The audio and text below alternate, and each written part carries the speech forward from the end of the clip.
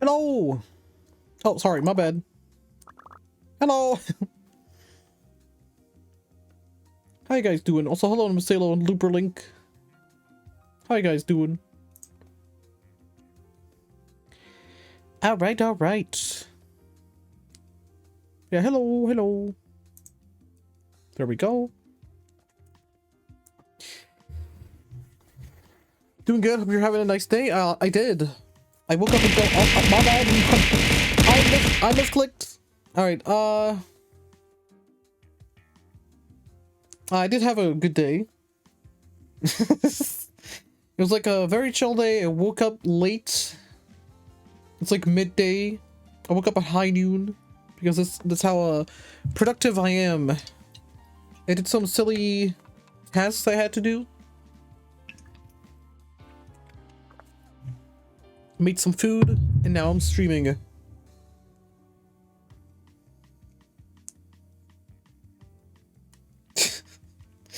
Alright, game time.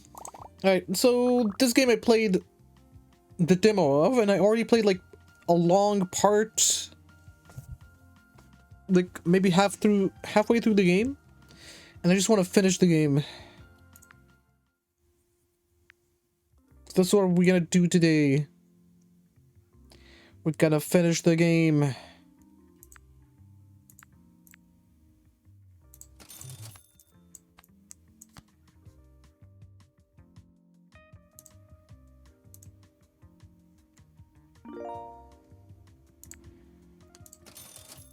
Yeah, we're getting rich. Yeah, we're gonna end this.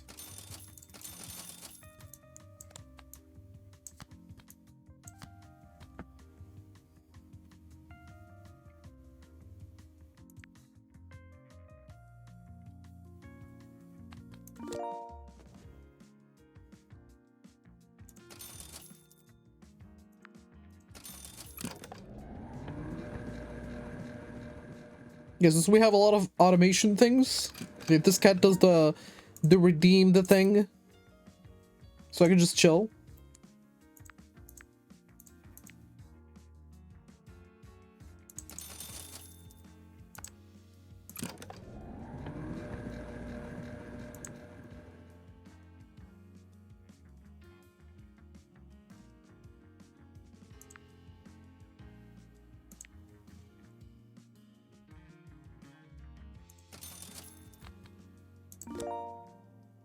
There we go. Okay, I'm gonna wait until we upgrade the luck, and then we can get the tickets, so we get a lot of money real fast.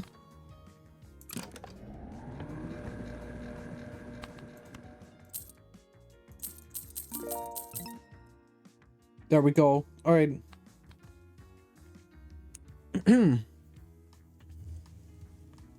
Oh, cat, do the thing.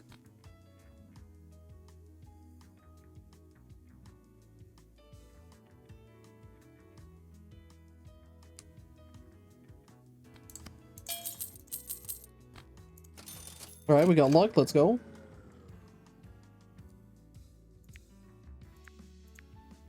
Okay, let me buy one and see what happens. All right, this is good. No more plates.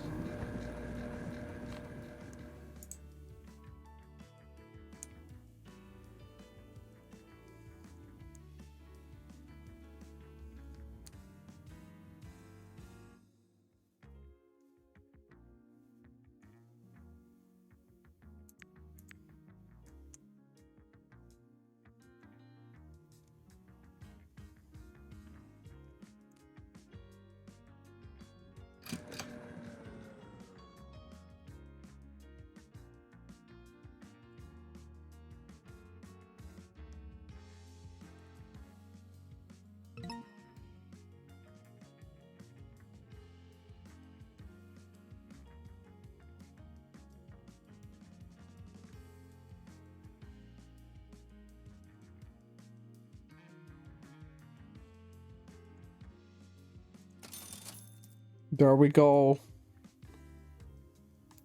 We're just gonna wait. But I was thinking, should we maybe like watch something? The game is getting boring, just kidding. I do have something in mind. The funny... There we go. The funny, spooky Windigoon videos that I still haven't watched.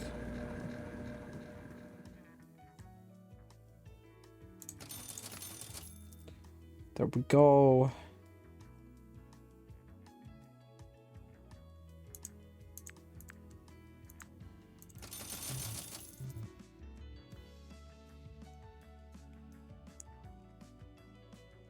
Okay, cat, you can rest for now.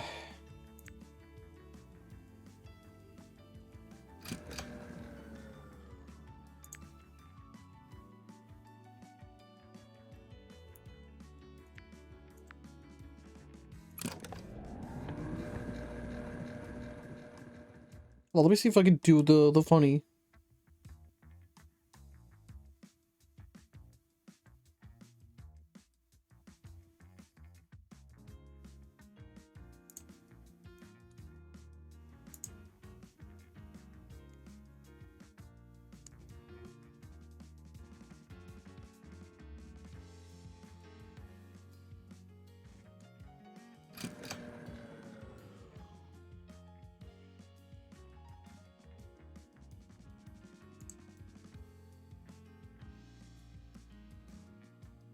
Oh my god, the following content may contain suicide and self-harm topics. I do love me a warning. But the thing is, I don't listen to them, so it doesn't count. Alright, let me do the funny. Can I just capture my... Let me do a new thing. It's gonna be... a browser, there we go. No, not browser, sorry. My bad. It's gonna be a window capture, and it's gonna be Brave.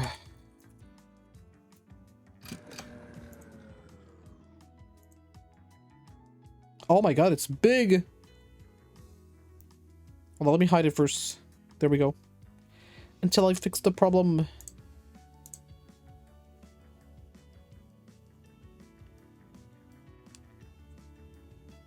Oh, does that mean I can... Oh, I see. Me brain. Me brain is working.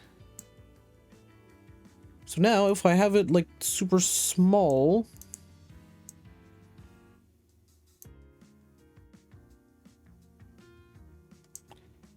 it does not matter, because I can just crop the video on YouTube. Very nice. I'm gonna keep myself occupied by doing the thing. I'm fixing.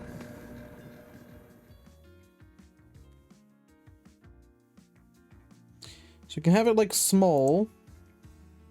I wish to proceed. Thank you, YouTube.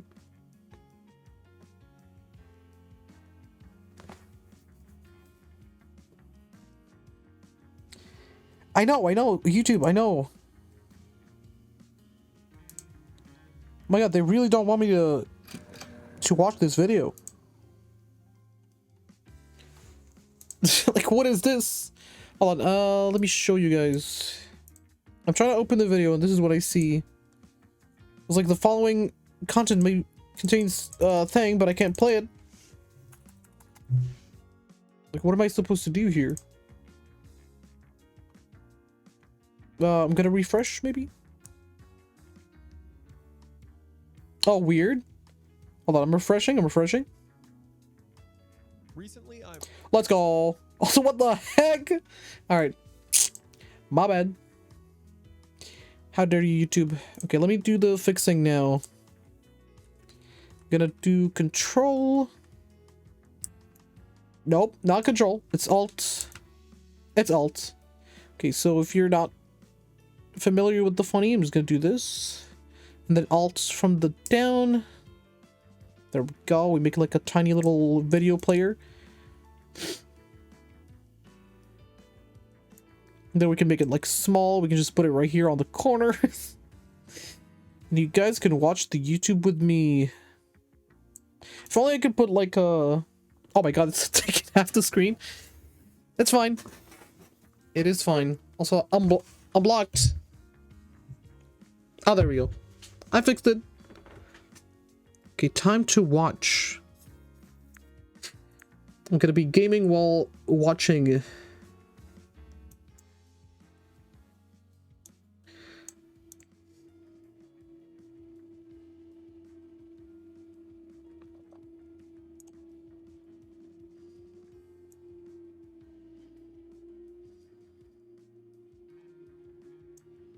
All right.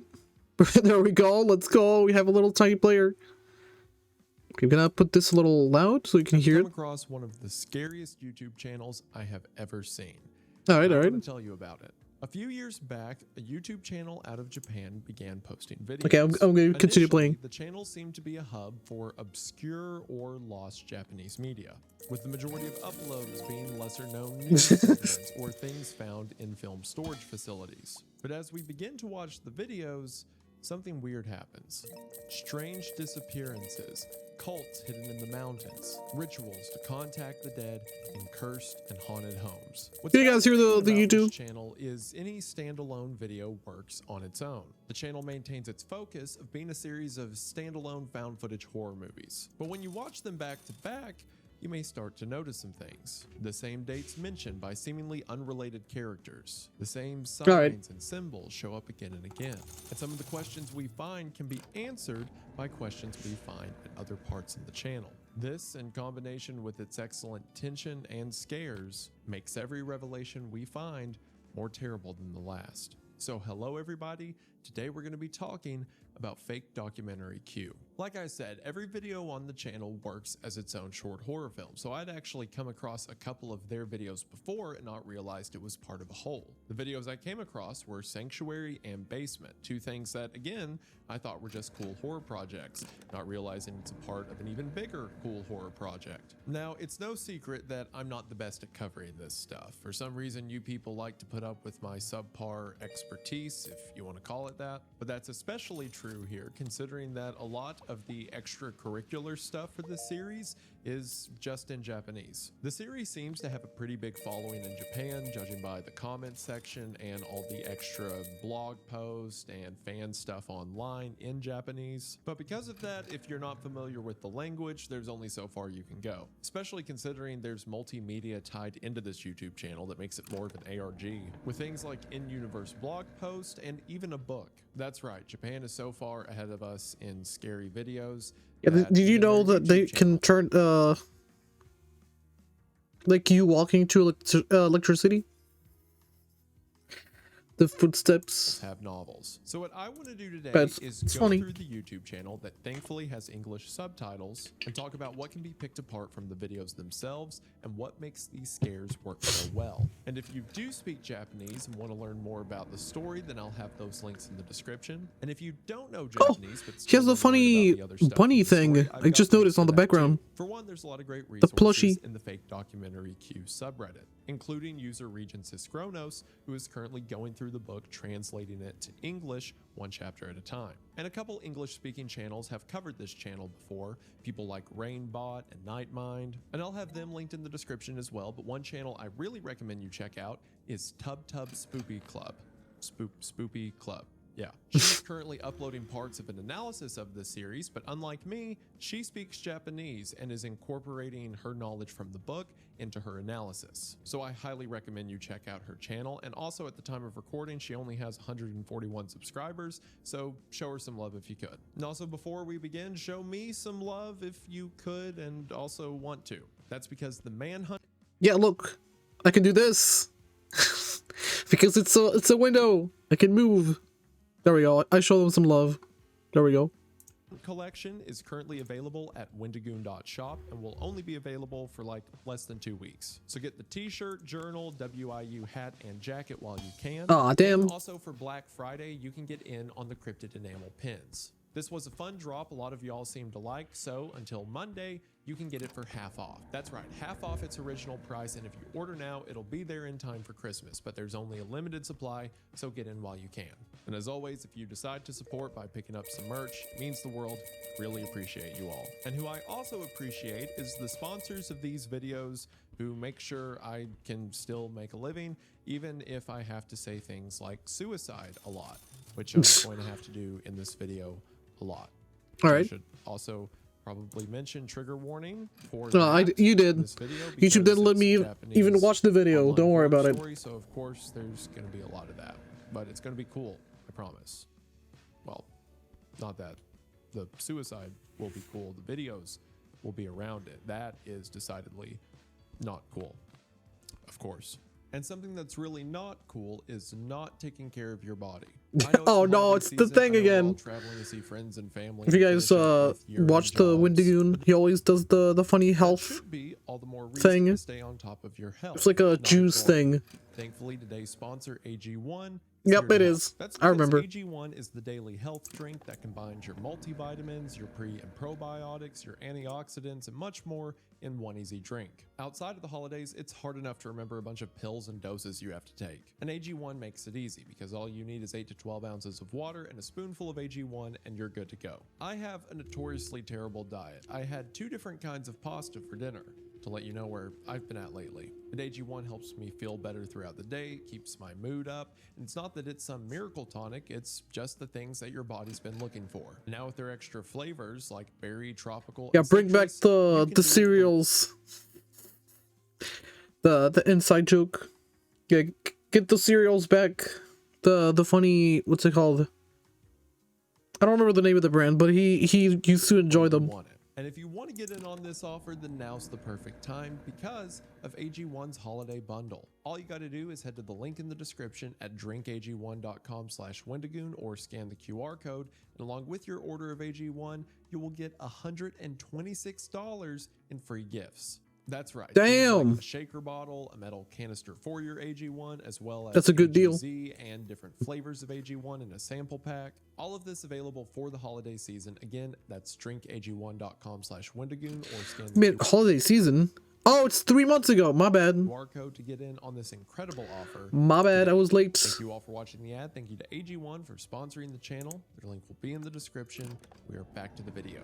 We are going to go ahead and get into it, but as always, thank you for watching. There's really not a good way to explain what the fake documentary Q channel's format is going to be like because it changes so much between videos, other than to say it's always within the realm of found footage. Sometimes that's a mockumentary, sometimes it's like a handheld Last Survivors perspective. Sometimes it's just security camera footage of something really bad happening to someone. A lot of the analysis for this channel doesn't make sense unless you have the pieces of other videos that come later. So I'm gonna save most of the closer analysis until after we've had a run through of the series. And also, to overstate this point, this series is too good to let me spoil. You don't even have to watch the whole thing if you don't want to. Just go watch a few videos before you let me ruin the surprise. Like I said earlier, Basement and Sanctuary are great, but you should also check out Passengers or Film Inferno.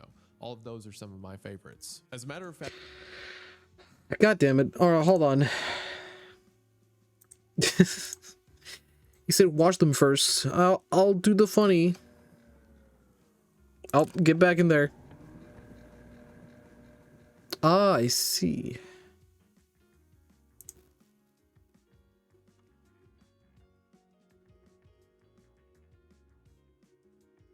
Okay, we'll watch like one of them at least. Let's see what he's talking about. This one's called Basement, and it's English sub.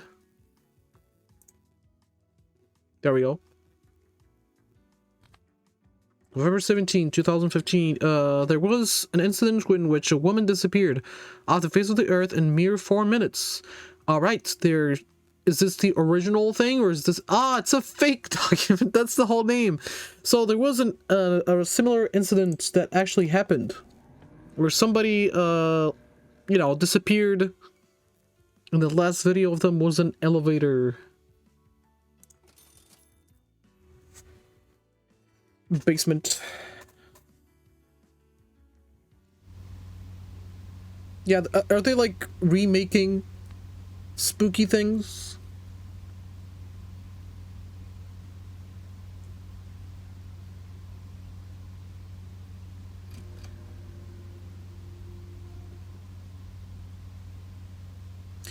Hold on, is this 3D? No. It looks like Blender. Not gonna lie. It looks blendery. Well, hold on.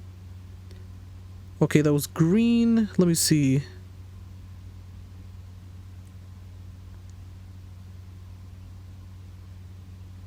Okay, it's not Blender.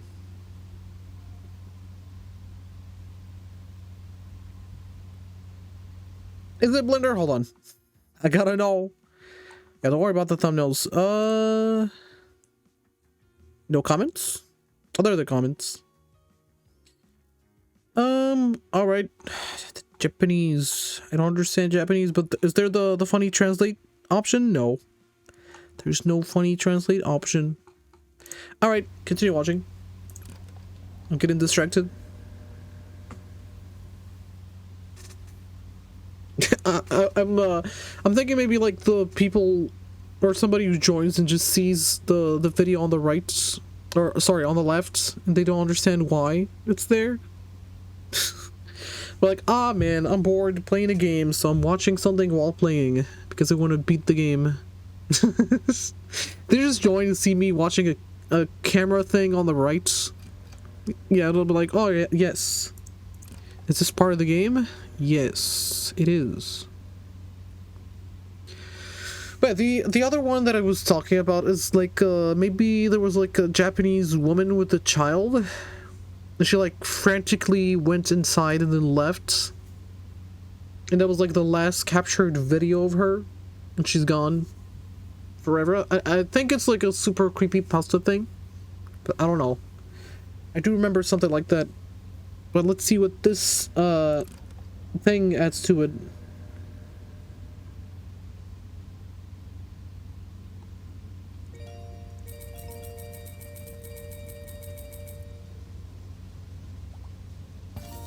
Let's go.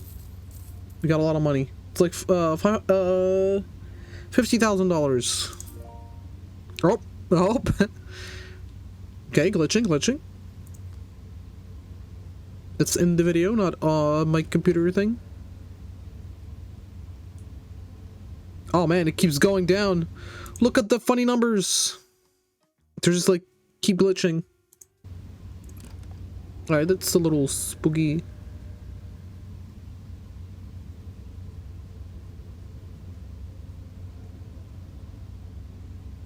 Alright, phone working. Good. But I think there's no service because that's how spooky thing work.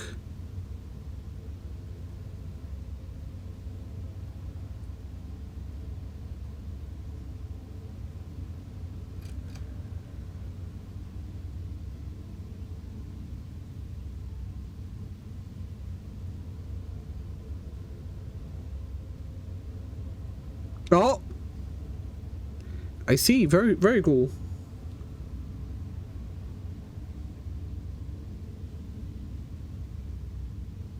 It's like an alternate reality.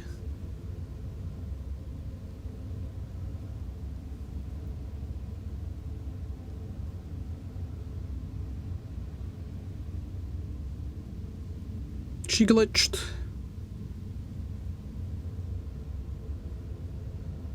Oh.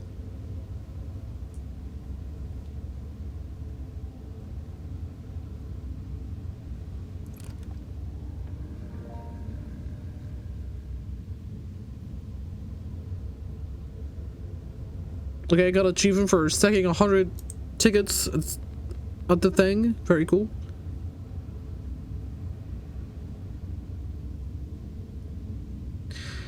But I'm taking the stairs from now on. No more elevators. Cat, do the thing. Oh, thank you. Aw, man. Alright, 0. Oh, the door's open. I got distracted.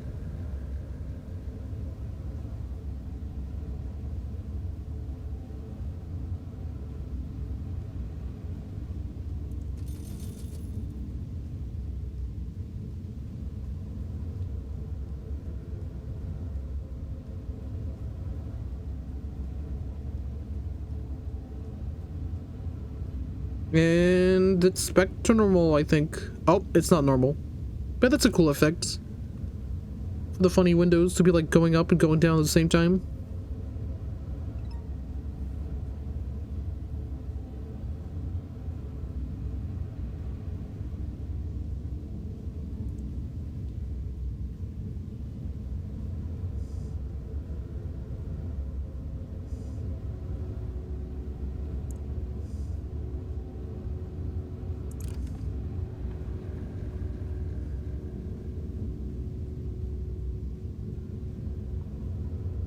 That's short films. Let's see what happens. Are they gonna get stuck as well?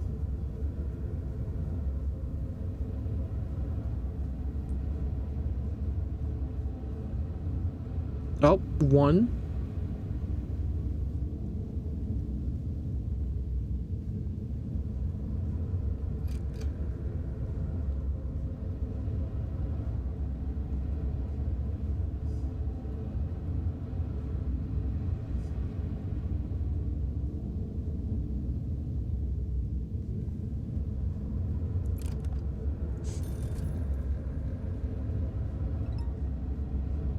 Alright, I guess it's back to normal elevator.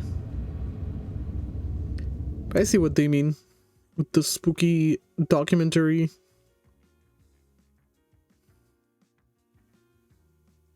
He said something was his favorite. Oh, Sanctuary. Ah, I see. It's like a funny, ooh, in the woods. They get jumped by very masked people. Alright, I think that's what the thumbnail is.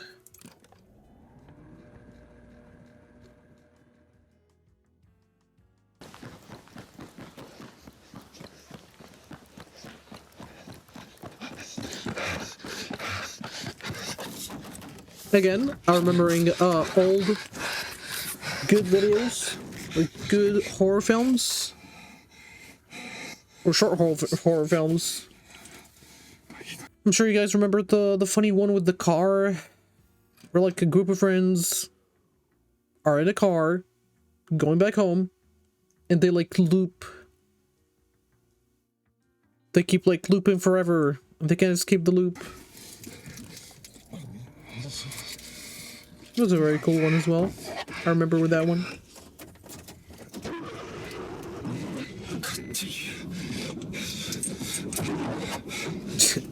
Bro, keep it down.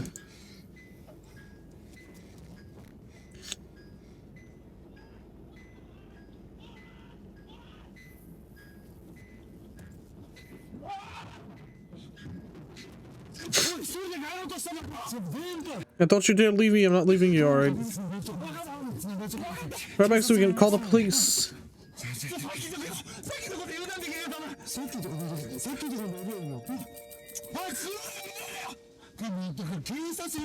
Aw, man.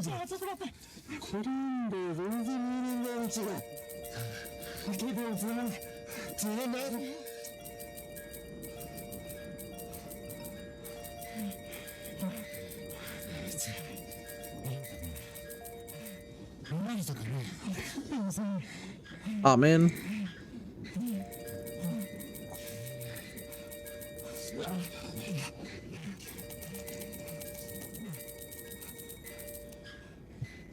All right.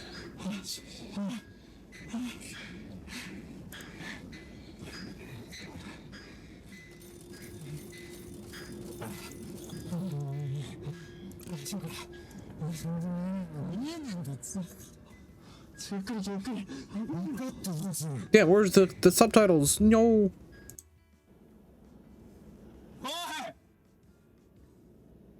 What happened? Oh, did I run something over? Ah, I see.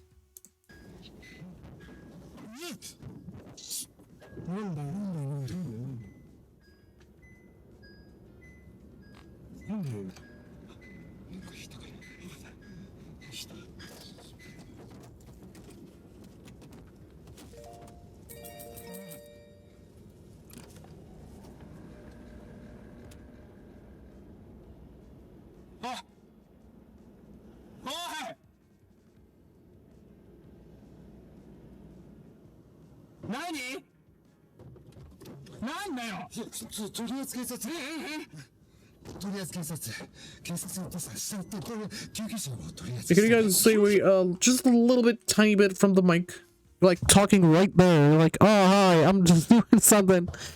Just come on, you're in a car. If the dash cam or the cam thing doesn't record that well.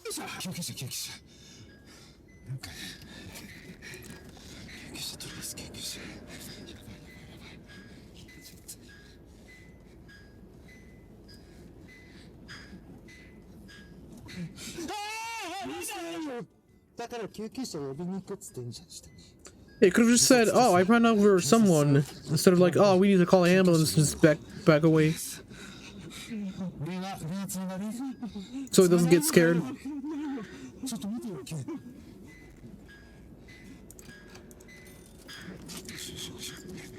Oh, let's go.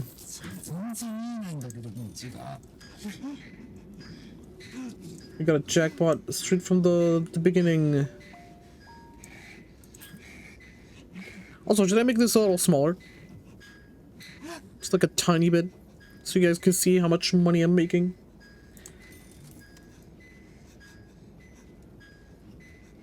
Oh my god, let's go. Oh, it's still too big. Ooh, it's spooky.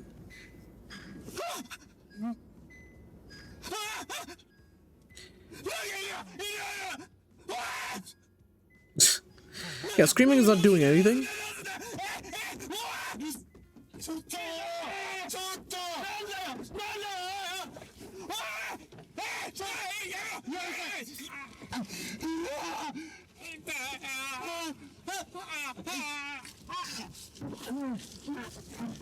Yeah, they're getting straight teeth.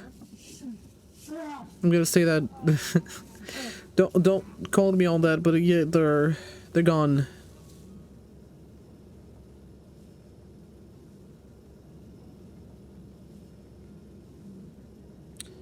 Alright, so they're dead. I'm sure that's them getting dragged. Yep.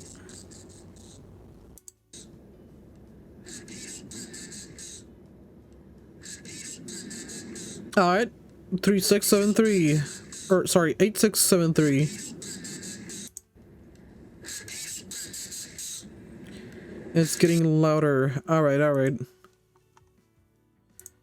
Let's see what you have to say, Windoon. Especially film Inferno, combined with some of the actors we see in this series who are actors in mainstream Japanese horror films, let you know that this is a production far beyond most scary YouTube channels. So let's begin with our first video titled Cursed Video. The text on screen from the Q channel tells us that this was archived footage from a TV company. Again, the Q channel itself seems to be a sort of archive. So what we're about to watch is something that was meant for a TV network but was never aired for some reason. The crew from this TV station was investigating a rumor that they found mentioned on several forums. The rumor being that there's a VHS tape at this store that if you watch it, it will kill you. So a network director, wow, very original, by the way, go to this store to investigate the urban legend. After they can't find it on the shelves themselves, very original. They ask the young clerk, who doesn't know what they're Man, talking how did they about. come up with that idea? His manager, who wasn't supposed to come in today, but on hearing these guys are looking for the video that kills you, decides to come in. When the manager gets there, he seems to be familiar with the tape that the two men are talking about. One great thing about this video that will stay consistent throughout the series is their attention to detail. In whatever format they're trying to mimic, they adopt all the tales of it. The way exactly, they're mimicking. Figure's face is censored. The way the shelves and advertisements are censored. The way the cameraman hides the camera until the manager consents to being filmed. It all makes you feel like this is really something that was going to be put on a network. Eventually, digging around in the office, the manager finds the old tape, which sure enough has a giant label across the front of it that says if you watch it, you'll die. So of course, while standing around next to a VCR, the guys decide to watch it. The manager says that there's a specific sequence in the video that is said to be the part that kills you. Otherwise, it seems to be a pretty run-of-the-mill, low-budget horror movie. But the sequence in question is certainly odd, as all it shows is 3 black and white portraits. The first portrait is too dark to make out, while the other 2 seem to be wake portraits, or in other words, the kind of picture that is placed at someone's funeral. So perhaps viewing My bad, these I 3 forgot dead to play the people game. is I what was causes too you to involved in die. the video. After they watch it, the store manager says that he was the one who wrote the note on the tape. Not for anything nefarious, just as a marketing gimmick. He said the tape wasn't getting rented a lot, so he decided to put the note on it to draw attention and then let out a post online. Not the saying marketing that scheme. There's a specific sequence that kills you if you watch it. The manager went as far to add the first black and white portrait. Then after the video was rented several times, more people added more portraits, keeping the joke and rumor going. But eventually people lost interest and the myth died out. So an interesting segment for a TV crew, right? There's a rumor online that this video kills you, and it turns out the guy selling it said that just to make it popular. Well, when it seems the segment is over, the channel tells us some more information. It says that shortly after this was filmed, the director and cameraman died, and were shown more footage of their interview with man. Yeah, after making of this video, I died. Just because I said it on the funny subtitle. It's true. where we see the director bought the tape off of the manager. We then learned that this footage of the TV crew, as well as the original VHS tape, were found in the TV company's archive. So we then, after a warning, see the clip in question. After which, in the final moments of the video, we hear a conversation between the director and cameraman before they left the video store, in which the director notes that the manager said there's 4 photographs in the sequence now, but the director and cameraman only counted 3. And with that, Cursed Video ends. Cursed Video is a setup we're all familiar with. There's a haunted tape that if you watch it, you're going to die. And the TV crew checked it out and it turned out to be a marketing stunt. But then they died. So that's weird, right? Why, if this was something the manager just made up so the video would get rented, why did it actually happen? Things to keep in mind for later. Our next video, Strange Messages, is about an odd cassette tape that was sent in to the network. Considering we're told this from captions on screen we'll see throughout the series, we can assume that this network is the Q channel itself. Attached to the cassette tape is a voice message. A woman says that 30 years ago, she began to receive weird prank calls in the middle of the night. So she went to the police, who recommended she kept an answering machine to record what was being said. And this cassette tape is simply a compilation of those recordings. And some of the things she was sent are weird. Some of it's just weird tones and music. Some of it is people asking and calling out, and never the same voice twice. Others are people repeating phrases or numbers over and over, like one that continuously says 6451. And If it said 67, I was gonna be mad. Suffering.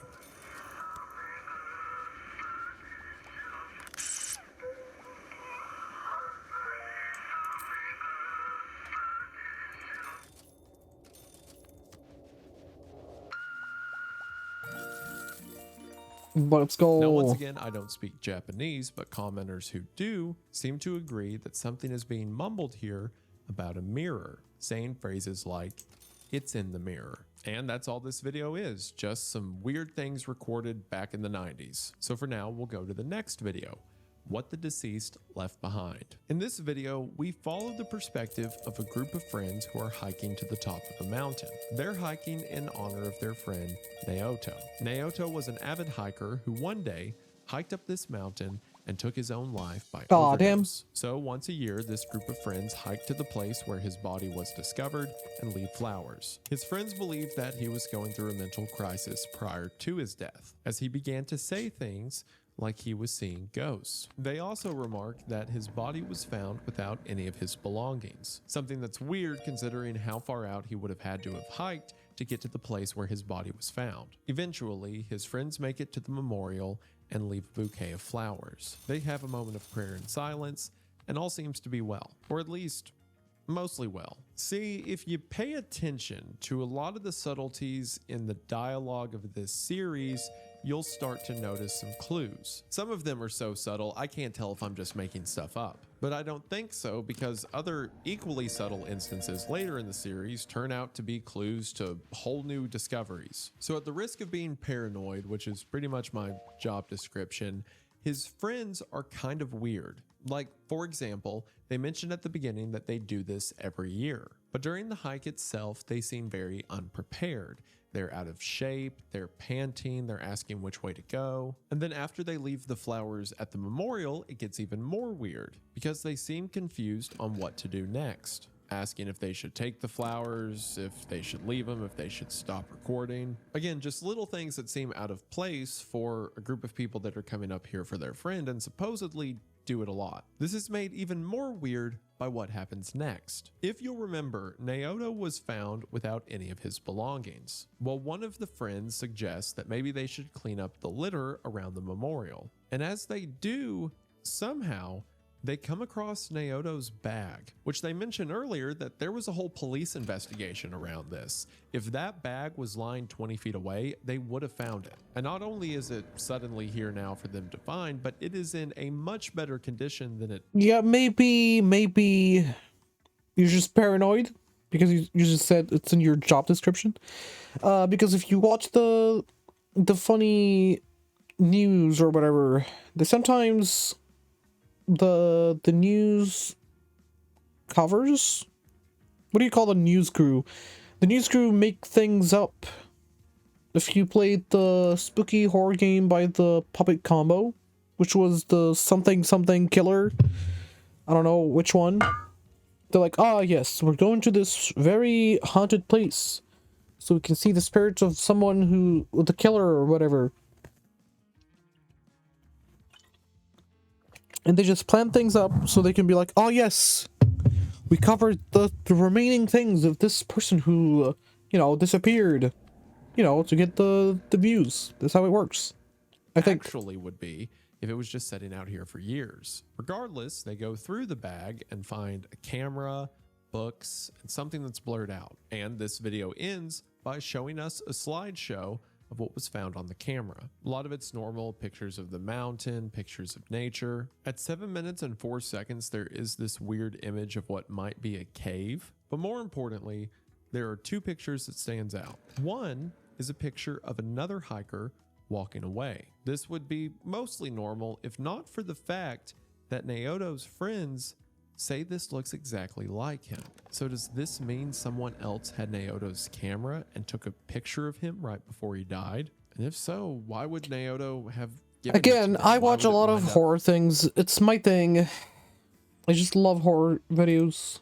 There was an actual case back in the 90s or whatever of some lady who went on a little journey by herself. Like, she booked a little flight to Thailand, maybe? I don't know which place she went to, but she went alone. And, of course, she insisted on going on foot instead of taking, like, a cab, because she said the weather was nice. So, she was never found. And they found her camera, they found her belongings, and actually, in the camera, there was a picture of her, like, in a similar place like this, where there was, like, trees. She was, like, actually standing there, which was very spooky. She was, like, actually scared. But again, this is, whatever YouTube channel, and they're just remaking things that already happened. Because this is a similar case. It's, like, to the point. Damn, what do you mean, damn? Wait, can I find it? Hold on. I'm gonna just do this. I think it was the funny person. Let me see. What's their name? Lazy Masquerade. Yeah, there we go. It's literally in the thumbnail, right? Let me see. So remember the picture? Remember the picture? Alright. Remember the picture? Remember the picture? Let me find... There it is! There's the actual photo, and she's actually dead. That's the thing. Let me find it.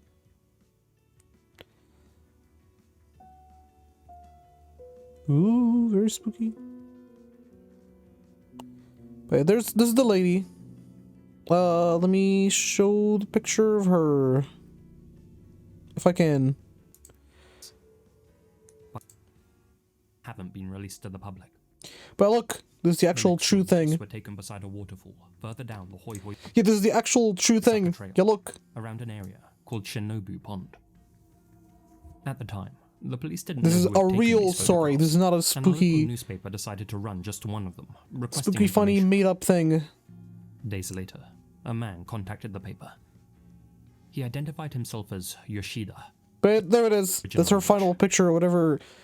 You know, they remade the final picture of her and it looks like this. Described Keiko's expression as unusually serious. Her posture stiff, almost tense. It's since been dubbed the spirit photo, since an ominous mist was apparently visible in the bottom of the frame. Investigators believe it was likely taken shortly before her attack. To this day, nobody knows who took it.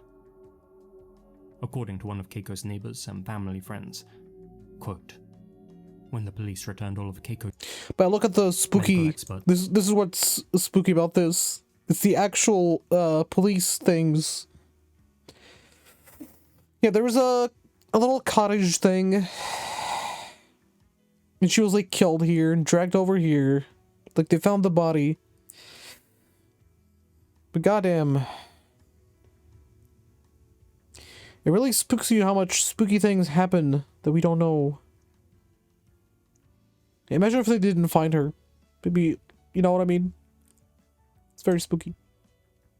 But this is just a made-up thing. And of course, again, because I don't like news things, after she died, a lot of people made the funny, ooh, I can feel her.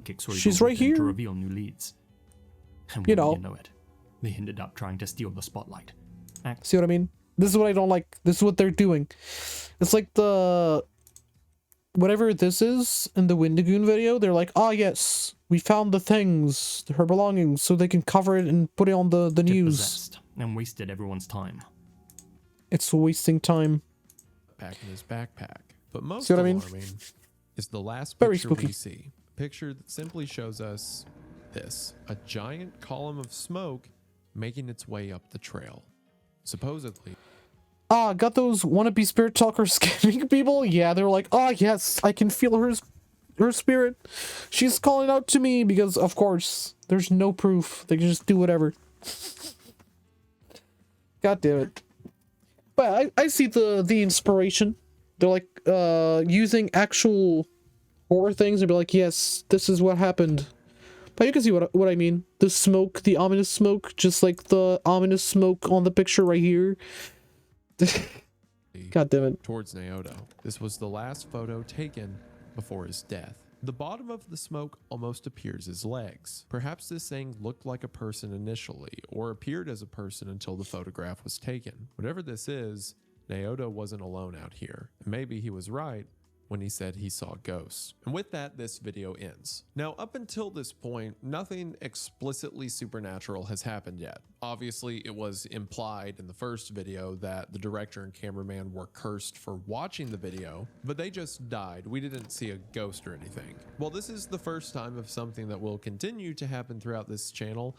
There are ghosts or demons or something in between. The supernatural certainly exists in this world, but it exists in weird ways. All we can ask ourselves for now is what really happened to Naoto. Our next video is titled Exorcism, and it's being filmed by a psychic and his cameraman who perform exorcisms. The text tells us that this was being recorded as advertisement for the psychic's business, which, funny enough, this fictional psychic actually has a website you can check out that advertises his exorcism services as a fun little tie-in to this ARG's world. Also, something else in this series that's on display in this video is the uncanny ability of every actor they hire, because you never see repeat actors, at least I don't think you do. So for each of these videos, they have to get a whole new cast, and every time they blow me away. Like, never once am I taken out of the scene because the acting is bad, except for explicit instances where they want me to be taken out of the scene because the acting is bad. Like here, you have a psychic who's taking his job very seriously, walking up with a hired cameraman who couldn't care less. And look at how that interaction plays out. 20 1分ぐらいいやまあもうええからとりあえず Like, I don't know where they find these guys Imagine at. acting. Imagine doing the things you're hired for. Goddamn. Can't believe it. Also, I'm being sassy a little But it bit. works every time. I'm sorry. The two come to the house and are greeted My by a bad. couple. The husband and wife believe that the wife may be possessed. They say that she has uncontrollable swings of emotion and violence. They've been to hospitals and shrines, but no one can help them. Until eventually, a family member recommended the psychic services. The psychic asked Imagine to take doing a his look around job. their Yeah. house, and as he moves through the Hello. walls, the outside, Hello, you're oil probably asking triple some six. questions Hello, about how him. you doing? Given the fact that he's hired a cameraman to advertise his business, you probably think this guy's a phony. At least that's the impression I had when I first watched this video. However, regardless if he's a phony or not, he's about to walk into something very real. After checking out the house, the psychic tells the couple that the wife is in fact possessed, but it's not that bad. He says the gates of the house are covered in various spiritual symbols, and it's allowed the house to be an open gateway for wandering spirits. Well, most of these spirits simply enter the house and do nothing. Pretty good. How about yourself, They you don't see lovely the loaf? people as I'm doing viable alright. hosts, Just but the playing the spirit that's funny attached itself to her game is a lost while doing kid. something else, so I don't just be staring at the table and pressing this button 17,000 times because I want to finish this game today. You know, I want to keep myself entertained while still playing the game. Yeah, because this is what would have been the game. I was just gonna be like doing this for the entire stream. Just like nothing. Just the sound of the money coming in.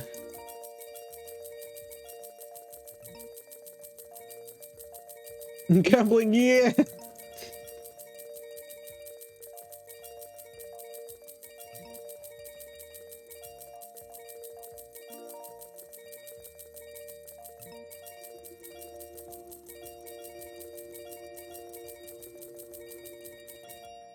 Hold on. Let's go super quick. Aw, oh, damn. There's only 3 left. Alright, my bad. Yeah, this is good. Because this one...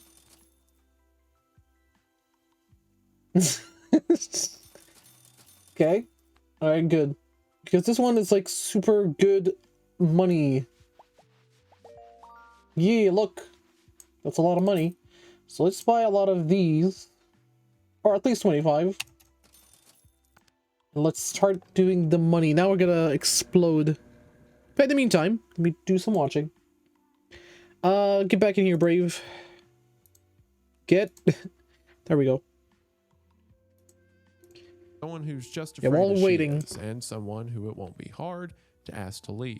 So the psychic gets his gear together and begins to perform an exorcism. Sure enough, as the exorcism begins, the woman begins to cry. It's hard to tell at what point she's crying or the spirit inside of her is crying or laughing. Again, the acting is top notch.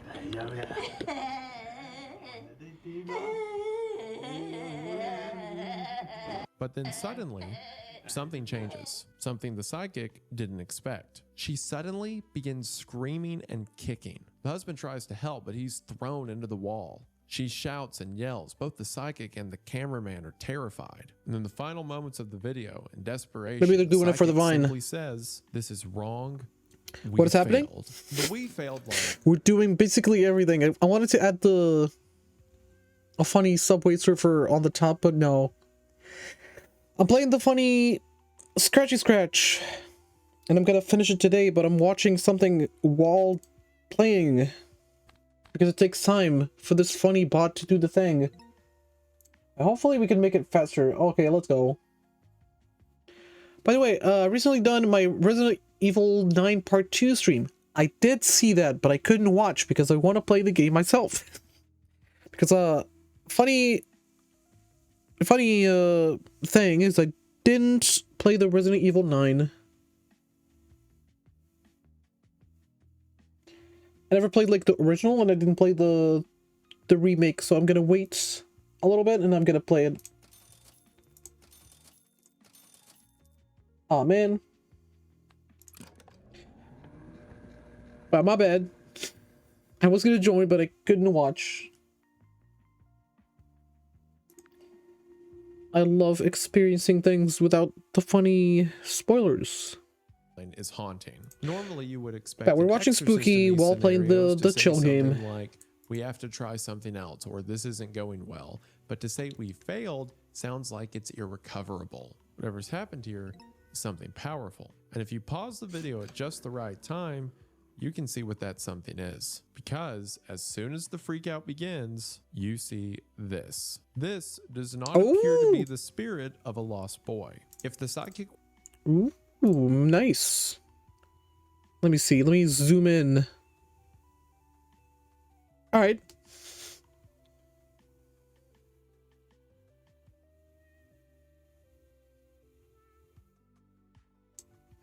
It's like $50. I got it through One Piece Way.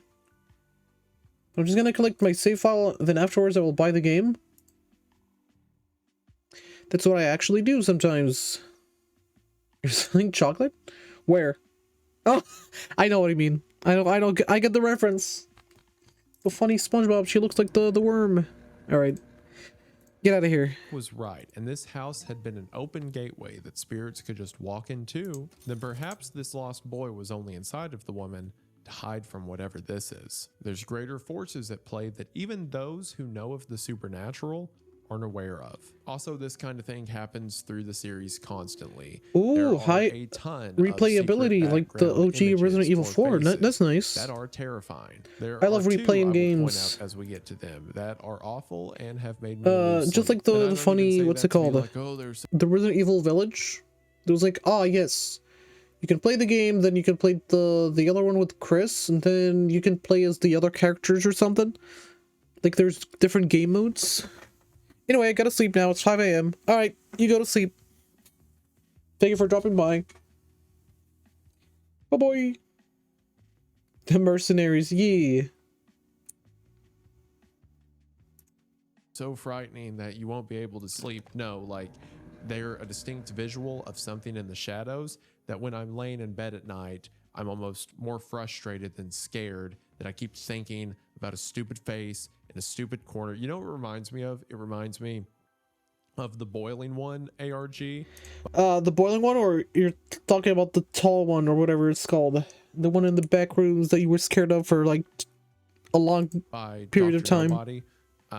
That like face that peers over the bed and it says like, oh, when you go to sleep at night, you'll think at me. And yeah, that's what I said. You could play as the other characters. You could play as the big vampire lady. Let's go. Think about that line and have to be like, I guess I'm awake for another 10 minutes just looking at the corners. Isn't this great? This is fun. I love scary videos. Did I call him Dr. Nobody? I mean, Dr. Nowhere. He knows who he is. You know what? Dr. Nobody, because I want to sleep. And again, any of these videos, like the one we just watched, Exorcism, you can turn on that cool little 12-minute horror story at a party and it works. Everyone understands it. She was cool. She has been at least second to last boss. Yeah. There's always something happening in the background. I wish she was like more. Adds up to the whole. Like there was like more of her in the game. Watch isn't appreciated because it certainly is, and is terrifying. Our next video is titled House of Mirrors, and true to the name, again, she was like super famous and everybody loved the big lady. Recording a bunch of mirrors. At first, we don't know why he's doing this. It seems he's walking through a house someone is living in and is just away from. We get some details as to who might be living in this house when we see things like a kid's toilet seat attached to the larger toilet seat, or a walker in the shower. Perhaps a family lived here, but for whatever reason they're gone.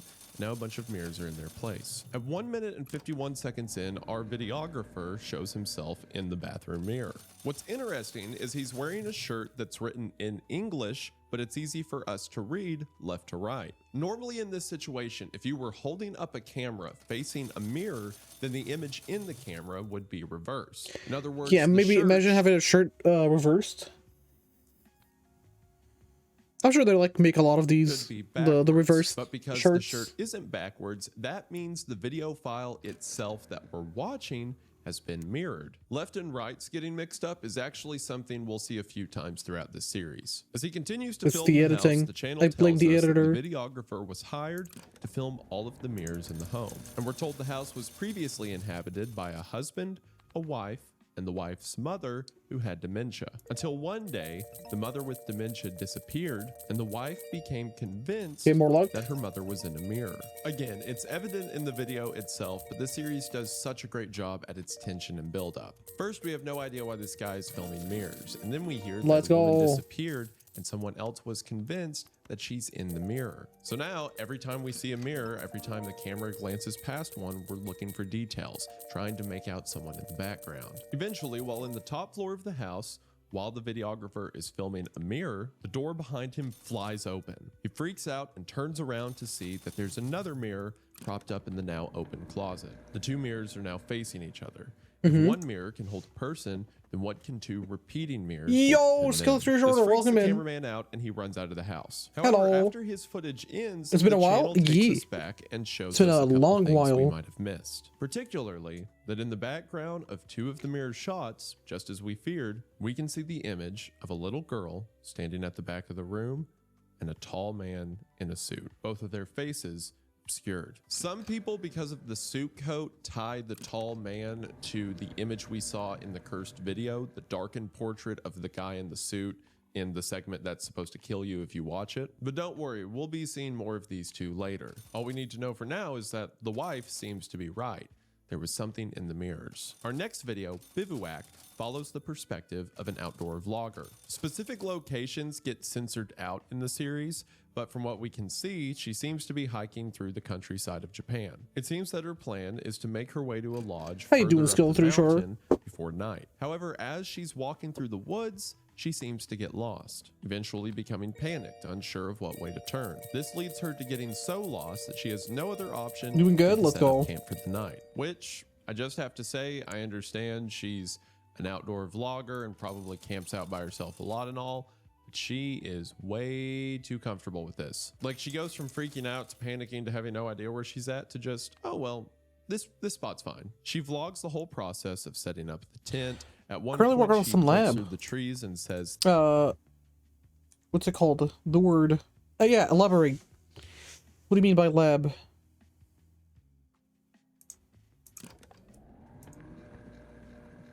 that she sees the moon, although I'm not entirely convinced that's a moon. And then as she's laying in her tent, reading before lab bed, report, all right. filming all the while, Good she luck. hears something Also, outside of her tent. finish it She first. crawls out of Don't her watch tent me. and shines the light in the Focus on the direction she work. heard. Before us, we The see task at hand. 3 large tape sticks held together by a large pink ribbon. These sticks were not there when she made the tent, which means while she was lying there, someone walked right next to her and tied these together for some reason. Perhaps to mark her for something, perhaps as some kind of ritual or spell. Whatever it is, she does the smart thing and gets out of there. However, after making it to safety, she decided to go back and review her footage. And at one point in the footage, when she was trying to decide which way to go, she hears this.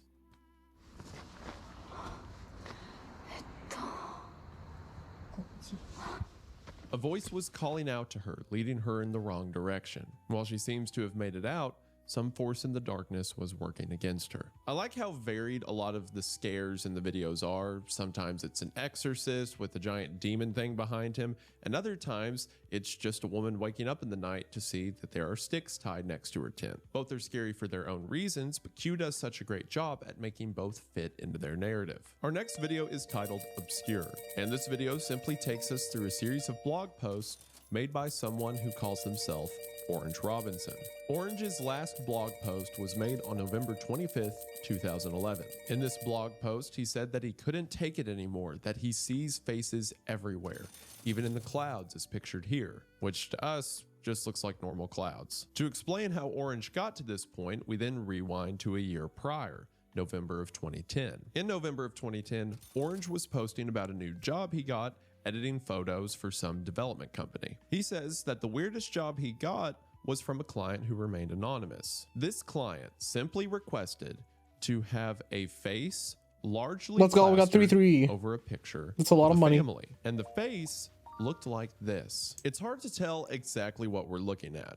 if this face is a digital distortion or some kind of glitch, or if the person being pictured has some kind Wait, of deformity. that's 1 billion, or right? burn. It's a weird request. Let's but go, Orange's jackpot. boss says it's probably fine, so Orange does it. Simply making the image of the face kind of transparent and laying it over the picture of the family. This seems to be what the client wanted, because over the next 5 months, they requested this 74 more times, taking other family photographs and requesting the same face to be added on top of them. The client kept paying, so they kept doing it for a while. But eventually, Orange's boss developed a sort of paranoia. He began to see this face everywhere he went, so he tells Orange to respond to the client, turning them down. To which Alright. Orange receives a final I'm gonna be email eating simply while says, watching now, "Thank you because for everything's everything." doing itself And by attached itself. is an image of a family Jackpot, now yeah. all wearing the same disfigured face. The boss's paranoia worsens and the company shuts down. And as we saw from Orange's blog post at the beginning of this video,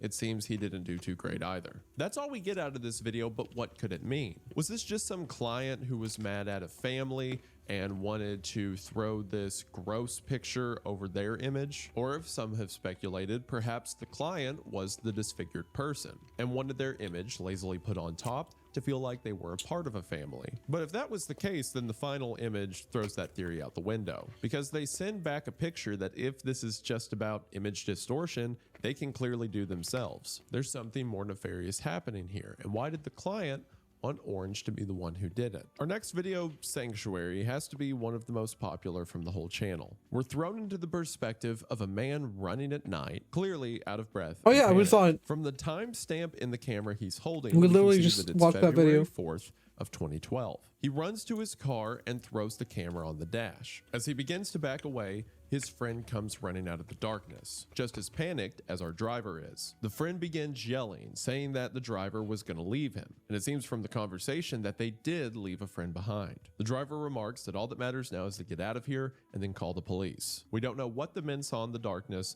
but it's certainly something dangerous. We're then treated to what is the slowest getaway ever. See, they're on the side of a mountain road at night. There's not enough room to turn around, and it's too dark to easily see where you're going. So in order to not drive off the side of a cliff, they've got to go backwards at like 3 miles an hour. But this slow tension leads to some great moments. Like, for example, at one point while they're backing up, they hit something. The friend gets out to check what they hit, which I have no idea why you would get out of the car. After the friend checks, he gets back in the car and tells the driver to just keep going. And the slow reverse leads to this really cool shot. As it's revealed, they hit someone in the road. Someone whose body was likely already lying there. And judging by the friend's reaction, this doesn't seem to be the other friend they left behind, but is instead someone that neither of the two know. Just as we're wondering what could possibly be happening in these woods, we're given an answer as our driver begins to turn. Men in white outfits similar to PPE or painter suits with lifeless plastic masks stand around the sides of the road. The men begin to scream and panic as 2 of the white suits walk to either side of the car. It seems the 2 men didn't lock the car, which once again, combined with getting out of the car, excellent survival instincts, as the white suits rip open the door and tear the 2 men out, to which we can hear them pleading for their life before they're killed. Someone, likely one of the people in the white suits, gets in the car and begins to drive it forward towards the direction where the video began. As he's driving, we see that another white suit is dragging the body the men ran over earlier back up the mountain. The suits likely threw this body out here as a roadblock. Once this driver gets back to the car's original position, we see more people in the same strange outfit come walking out of the woods. At the same time, the radio begins to speak. A voice begins to repeat numbers.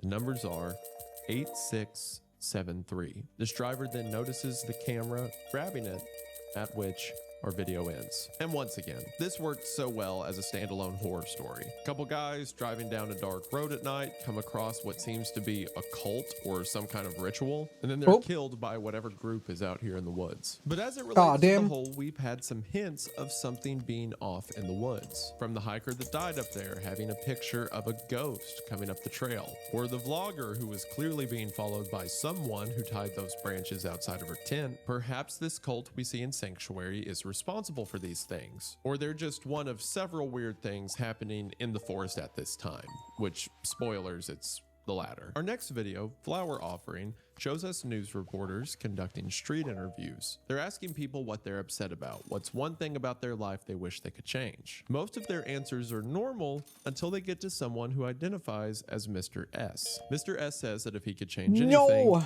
he my would money. stop whoever it is from leaving flowers at his door every week. Seemingly, the news crew decides that's more interesting than whatever they were doing and follows him home. We learn that Mr. S is away from his family on a business trip, and while he's been staying in an apartment in the city, every week someone has left a bouquet of flowers. No, when the Ma, crew gets to no. his apartment, they see that this God damn it. Oh, okay, we didn't lose. Fan, stop, thank you.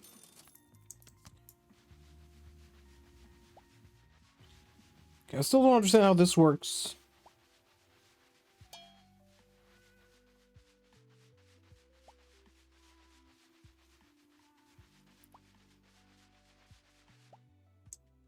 God damn it. Hold on. Oh, Yum, thank you for the hydrate.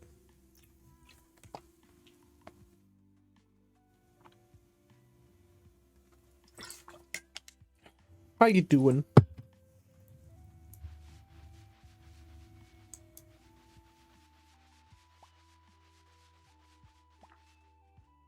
What happened to your voice? I don't know what you talking about.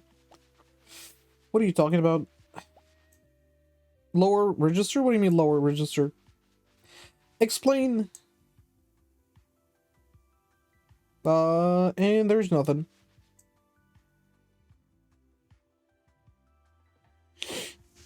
You sound deeper? No. I think it's your eyes that are deeper. Or ears. My bad.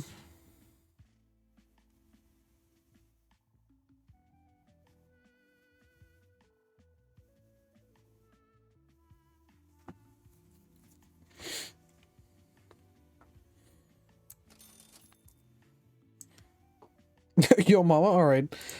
Maybe because I'm full. I'm like super full. My stomach is like full of food. And maybe it's because, you know, me being full of food makes me a little deeper. Maybe it's my throat. I don't know. Something. Okay, let's get these. Look at all those turtles. Alright, let's watch while we wait. Point that he has a sign taped to his door asking someone to stop leaving flowers. Now, initially, you may hear this and think, I mean, who cares? They're flowers, right? If anything, it's nice. But two things. For one, if you don't know anyone in the place you're staying, you're just there for business, then it's definitely someone who doesn't know you who's bringing you flowers. And to make it even more alarming, the kind of flowers he is being given are specifically funeral flowers, so this could be some kind of threat. He still has the last bundle of flowers in the trash can, so the news crew takes it out and looks at it. While tearing apart the binding at the base of the bouquet, they see that wrapped inside of the paper is a shredded photograph. So they put the pieces back together and see that it's a photo of 3 kids, and the face of the middle kid has been rubbed off. Mr. S doesn't recognize these kids. Regardless, it makes his situation all the more alarming. The news crew asks if they can put up a camera, and Mr. S agrees. For a week, the news crew watches the camera and nothing happens. They see Mr. S come and go from work, and the only person who interacts with the door is an upstairs neighbor who, when passing by, just looks at the sign on the door and looks at the camera and goes about their day. It seems that the camera worked in deterring whoever this was from leaving another bouquet of flowers, but coincidentally, that means they couldn't catch it on camera. Since they can't dedicate all of their time to this, they decide to end the investigation. So they go to see Mr. S and tell him that although they have to leave, he can keep the camera, and he thanks them and they're on about their way. As they're leaving, he even leans over the balcony and waves down to them. And that's the end of the video, but if you pay attention, there's more happening here. Because after they're saying goodbye to Mr. S, if you look over his shoulder, there's a shadow sitting at the table behind him. Furthermore, in the final shot as he's waving down to them, you can see the same silhouette, tall and imposing, get your ass in here. just out of sight. This is similar to the shadowy figure we saw in Exorcism, or the image of the ghost and what the deceased left behind. The world of fake documentary Q is one full of spirits, and it seems one of them has found their way into Mr. S's apartment. Considering we didn't see any ghost when they first got to his apartment, we can assume that something changed. Perhaps putting the picture back together, or perhaps preventing a new bouquet of flowers from arriving caused the spirit to come out. Perhaps whoever was leaving the flowers wasn't doing it out of malice, but as a way to appease whatever entity was in the apartment. In the final text of the video, we learned that Mr. S moved out of the apartment shortly afterwards. So we can assume after the news crew's visit, things got worse. Also, there's another weird detail. Look at the bouquet of flowers that Mr. S received. This is the exact same bouquet of flowers that was left at the memorial. They're using prompts. They're reusing them. Of course, the question props, you sorry. ask is why? All things to keep in mind for now. The next video is titled The Visit. We learn from the text on screen that there is a small village that has a ritual. The ritual can only take place shortly after someone from the village has died. For 7 days, the body must be placed in a house and mourners come to mourn over the corpse. The head mourner must see that all of this is carried out in diligence and all the ritual procedures are followed to code. At the end of a week, a spirit will enter the house and judge the ritual. If the ritual was performed correctly, this allows the head mourner to speak to the underworld and even use their powers to kill a target of their choosing. If the ritual is not performed correctly, then the spirits take the soul of the head mourner instead. So our perspective for this video is a camera that's been set up to record the ritual. We see several people coming in to do their mourning. We see the head mourner checking the cameras. At night, when no one's around, we notice some strange things. A wind seems to blow in and move the cloth away from the dead face. At one point, the body convulses as if something is in its chest. On the final day, we see that a sort of black ooze begins to emanate from the corpse's head, and we see that it's time for judgment to occur. The head mourner takes the camera, now holding it in his hand,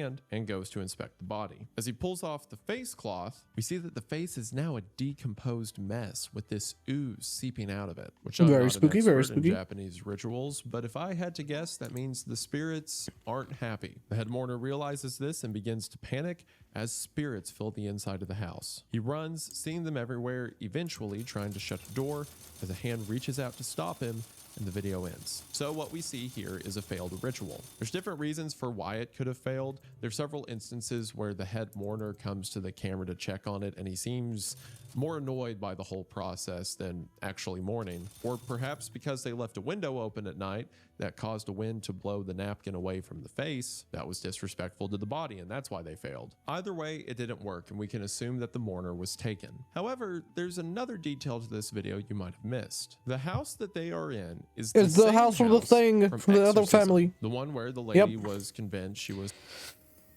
They're just using the same things. I don't know. Possessed by a young child. Maybe you're what's it called? As a matter of fact, you're theorizing a little too much. Takes place in is the same one that the body's laid in here. And as a matter of fact, compared to the people around the body looks pretty small. So perhaps the body we see in the visit is the body of a child whose soul was left in the house after the ritual went wrong, and that also explains why the exorcism went wrong. This was something far more complicated than just a lost boy.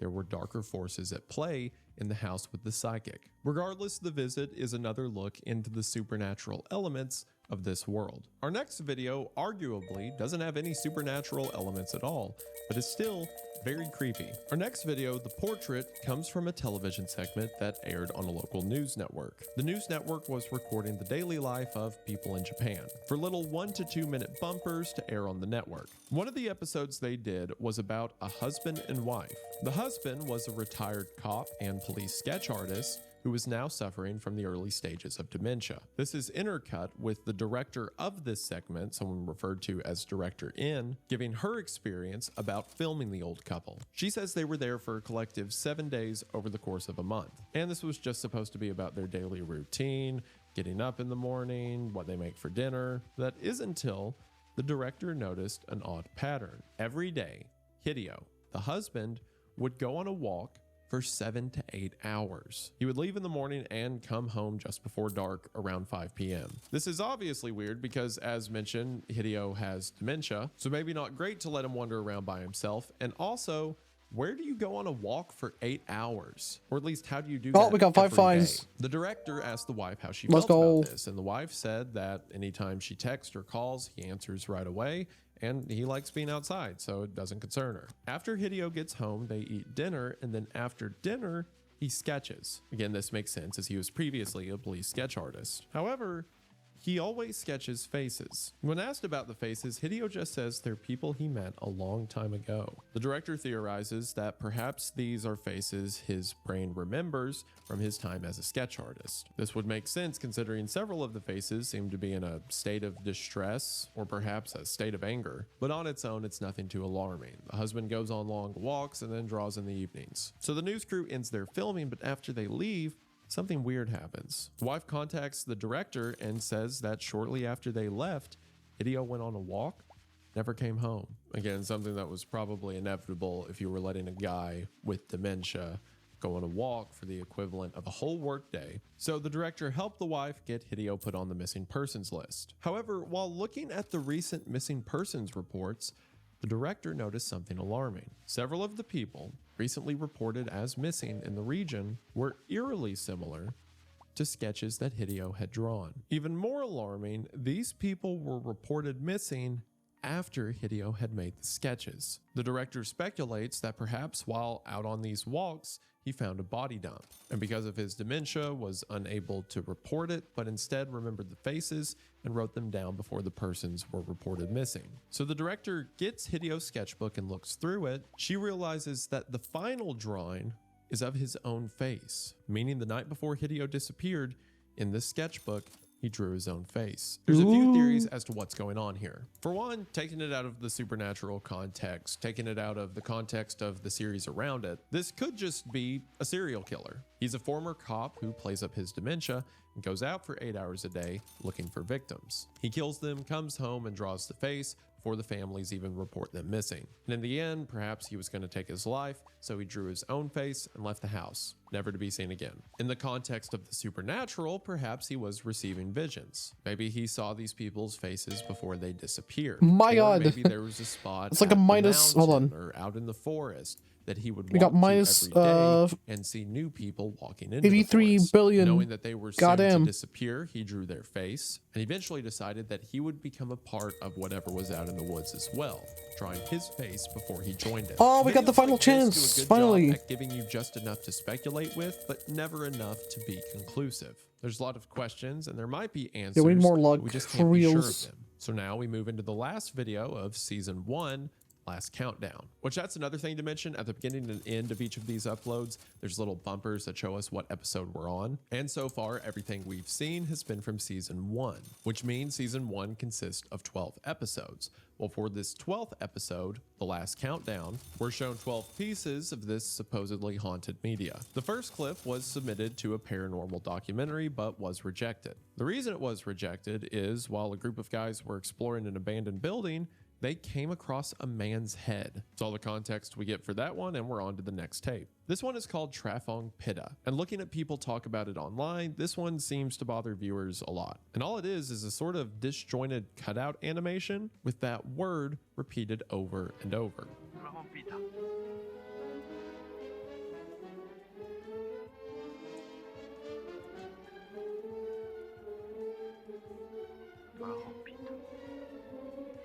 As the upload says, this tape itself has never been shown in any TV guide and seemingly was never aired. I think the reason this one bothers a lot of people that watch it is because it is weirdly reminiscent of a lot of early 2000s like TV bumpers, especially between educational segments. Like I feel like I saw a bunch of stuff like this on Animal Planet or Discovery. So because it's in a place in the user's mind that they're probably familiar with but can't remember that well, it identifies itself to your brain as being familiar, but there's something clearly wrong with it. It's like a reverse nostalgia. Well, what is the opposite of nostalgia? Desiderium. What on earth? What? Okay, well, trauma. I guess that would be the opposite of nostalgia, but what is desiderium? A feeling of ardent longing or desire, especially for something lost. I mean, kind of, a little bit.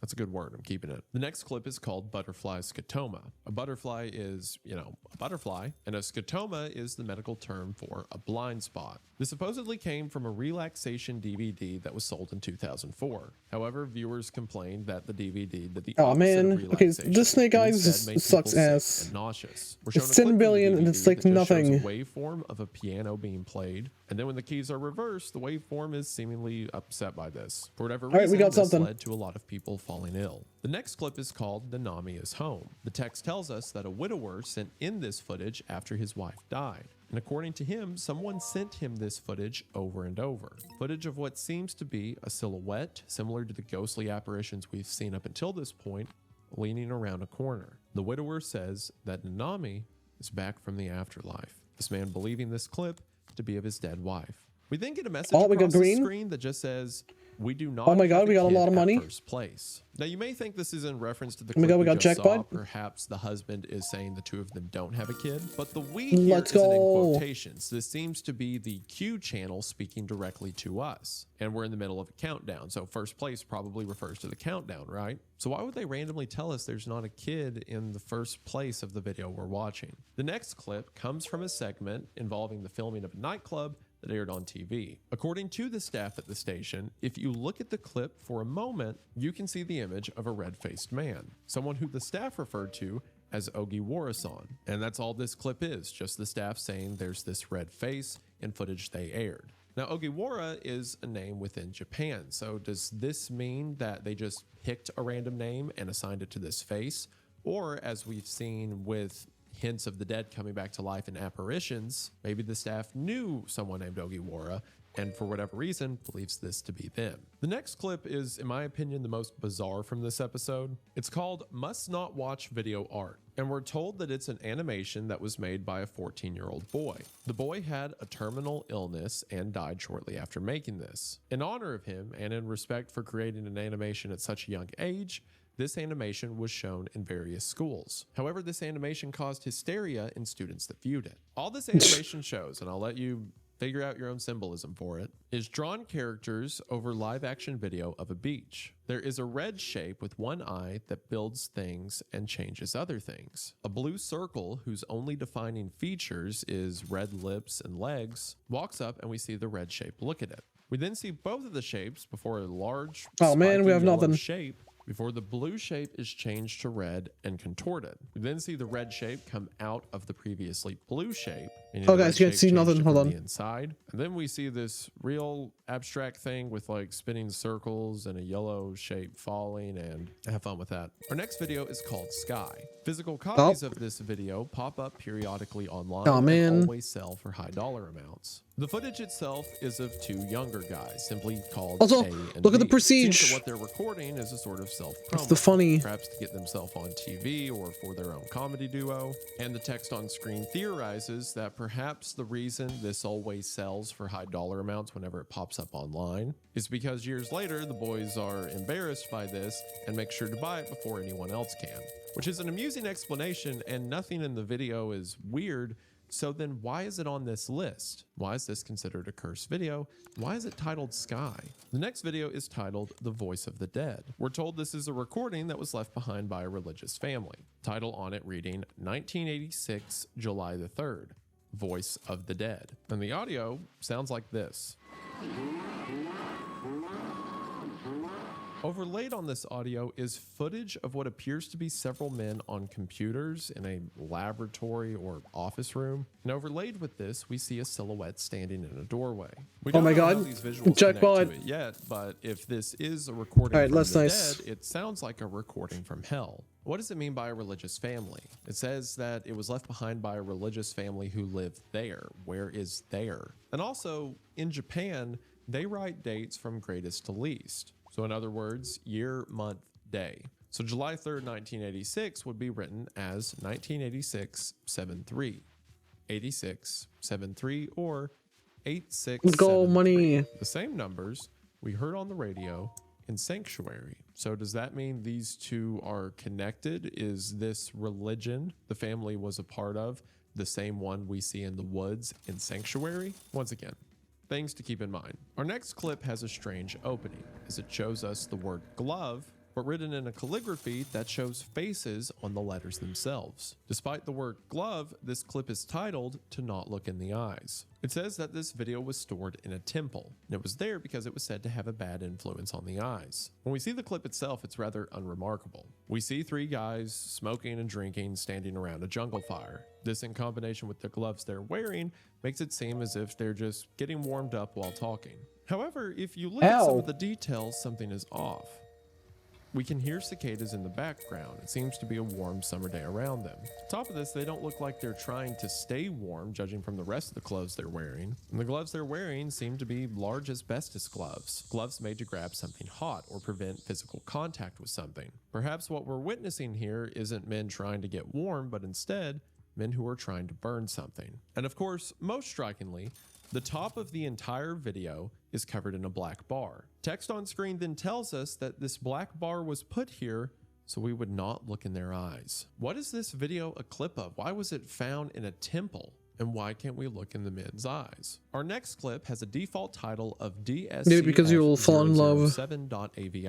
We're told that the camera with this footage was recovered from a car accident that killed its driver. The car itself was stolen, and the identity of the driver, supposedly the one who stole the car, is unknown. But what we're watching appears to be footage recorded before the theft. This footage shows our cameraman hiding in the bushes as two other people walk down a road at night towards a running car. Oh, did we get it? Did we get? Oh, we got another jackpot. Let's go. For his moment to steal the vehicle. This seems to be confirmed when text tells us that one of the two men shown walking towards the car was later identified as the vehicle's owner. 1 hour after this, there's more footage of the cameraman walking through the forest at night, panting, filming the trees above him before the clip abruptly cuts. So somehow the person recording stole the vehicle and crashed it and died. Or perhaps there's a different explanation. It's hard to make out in the clip, God, this is but good. maybe the two guys that are walking in front of the car are the two people from Sanctuary who try to make an escape in the car. We never see the model of car that the two were in Sanctuary, but perhaps the one we see on the roadway is the same. If that's the case, and this camera was found in a wrecked car, then perhaps the camera and body were placed in the car by the cult. I mean, for all we know, maybe the cameraman in this clip is the dead body that was ran over by the two men in Sanctuary. And this clip catches their final moments right before the attack. Our next clip is called "How Many Laps Until Harutakon?" We're told that this is a cursed video from a university, and that Harutakon is a student at that university that recently killed himself. We're shown an image that is captioned, "Oh, let's go, we got tickets." You misfortune. This is accompanied with a lot of strange shots. People standing looking down at the camera. A shot of someone sitting on the floor wearing a mask that is very similar to the masks we see in Sanctuary. A shot of someone looking down Get at the all the camera achievements with in the these game large, are empty eyes. And then create an finally the artificial message, "How soul, many laps until have 20 million Harutakon?" without It buying a almost scratch implies off. that whoever's Goddamn, making this workaholic. is trying to show enough images or enough Hold on, I'm gonna laps. pause you. Sorry, my bad. I'm gonna read the funny. So this one is like me just buying plates. It's gonna take a while to get like 20 million without the scratch offs. Hold on, let me see. Win a prize that is 100 or 10,000 times larger than the ticket cost. Make 1S while idle for at least 5 minutes. Max out skill tree. Buy all prestige upgrades. Oh, I'm gonna do that. Buy all cosmetics. Get all achievements. Get a final. Give the winning final chance to the cooperation. Oh, that's like an ending? Upgrade the egg timer to 5 speed. Start with all automation gadgets unlocked.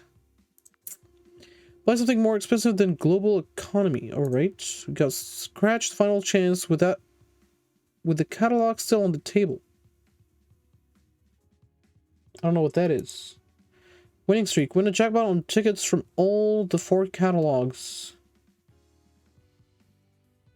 Win a jackpot on all the tickets from the all 4 catalogs. What do you mean 4 catalogs? I only have 2. What do you mean 4? There's 4? There's more? Hold on, let me see. Win a jackpot on day job. Oh, whatever did that. If Mundo bankrupt you, what? Bad kitty. when everything scratch final chance without dying. Reach the ending in 30 minutes or less after a prestige speedrun. Good luck. Get a jackpot on the first ticket you scratch. Crack 2 plates in a row. That's a thing that I still haven't done. Let me try and do it right now. Let's grab... Oh my god, my bad. I can't break like 2 plates at the same time, right? Oh, here's one. Aw, man.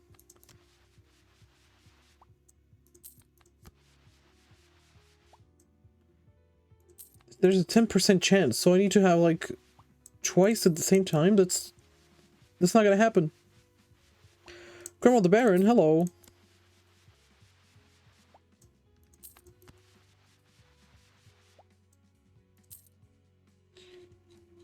What do we do? I'm gonna do this. Yeah, you guys get washed.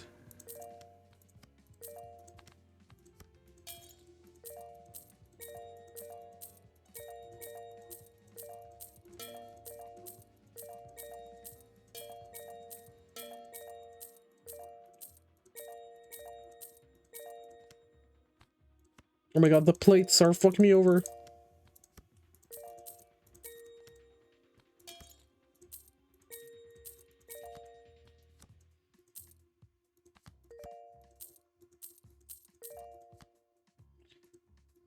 Oh my god, and I can't stop it. That's the thing. Alright, I'm gonna wait.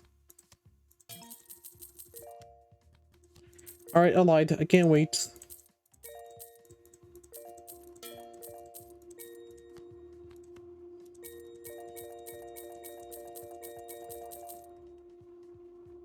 What? Did I not get anything from the funny snake eyes at all?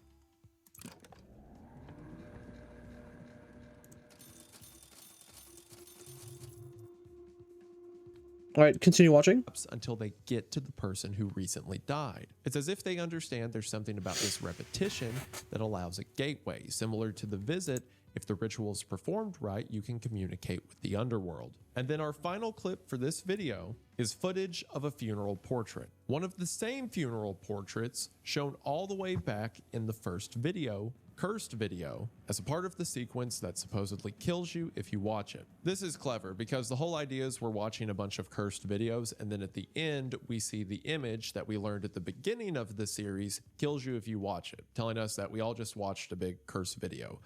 Oops. It also makes us ask something about the Q channel as a whole. If all it takes to make a cursed video that if you watch it something bad happens to you, if all that takes is taking 12 cursed videos and putting them together and then showing this image of someone that succumbed to the curse at the end, well then look at the Q YouTube channel. Again, this was the end of season 1, so this was their 12th video, and sure enough, it ends with that image. So congratulations, you're all cursed. Have fun. So season 1 of the series was incredibly strong. There's a lot of the unexplainable, but just enough clues to keep us guessing. There's things that are creepy but could have an explanation, like portrait, and then there's things that do not have an earthly explanation, like the several ghosts and figures we see in the backgrounds of videos or mirrors. All in all, I think season 1 of Fake Documentary Q is good, but I think season 2 is great. And it begins with a video that technically isn't classified as season 2. In the title card it says season X, but it's after season 1, so I'm calling it 2. And this video, it seems, according to the talk online, is a lot of people's favorite, for good reason. That video is Film Inferno. Film Inferno opens with an audio recording on a cassette tape. A voice on the tape says to go right, and left, then left, and left again, before you enter into a large room. We're then told that this cassette tape was discovered in 2011. It was found amongst a group of belongings that seemed to belong to a couple who went missing in 2002. Among the belongings were the cassette tape, a backpack, and a camera. Along with the camera were 3 recordings, one of which was still in the camera itself, as well. Hold on. Damn it. I really hope you work this time. Alright. So maybe. Hold on, let me get out of the way. Oh! Cause I got some calls to make. Alright, let's do some upgrades. Brave, get out of here. Thank you. So we can get more catalogs. Permanently unlocked after dying. I see.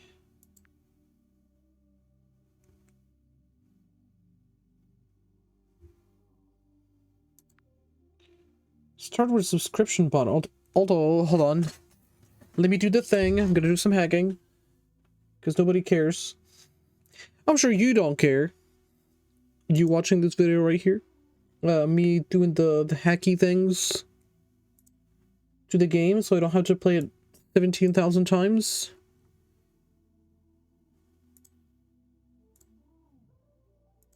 Okay, we got 83, right? Alright, first scan. Now we gotta buy one thing. Here we go. We do boop boop.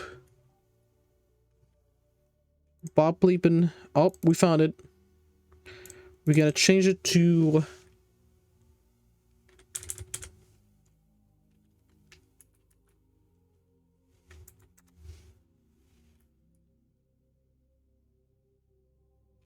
Yeah, there it is. We gotta change it to the funny number. Of course, you're not gonna see this, but hold on. Let me find something with 10. There we go. Refunded. It's 55% chance for trash tickets to be refunded with a new ticket. But when we do this, it's gonna be this 666. Let's go. There we go. The spooky number. Alright. Let's do the upgrades. Mother trash is bad tickets. Thank you. That's good. Start with subscription bot. I don't know what this is, but let's take it. Goddamn, they're very expensive. That's the thing about this game that I wanted to talk about, is like the upgrades are a little bit too big. Like, it's gonna take you a lot of time, or a lot of, you know, redoing the game to get there, if that makes sense. There we go.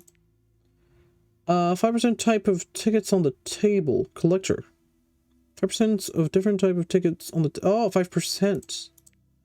10% per ticket level. Oh my god, that's 1,000? What? My god. And I was just talking about the money. Hold on, I'm gonna do... just because... you guys are a little, you know, on the nose. I'm gonna get 3,000. There we go. Oh my god, look at the upgrades. They're eating away my things.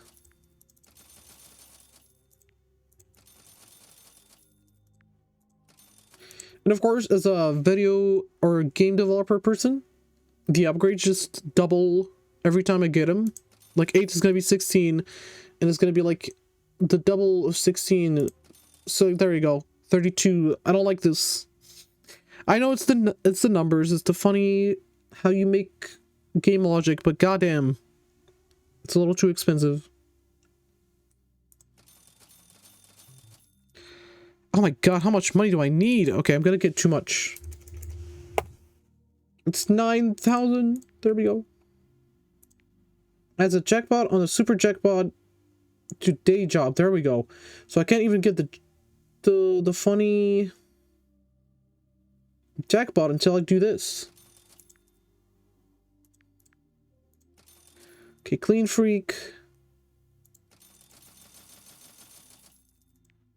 Okay, 20% chance, less chance to break dishes. So this is gonna kill my chance to get the funny thing. The achievement. Winnings are multiplied by the amount of loans you have. I don't know what this is gonna do, but I don't have loans.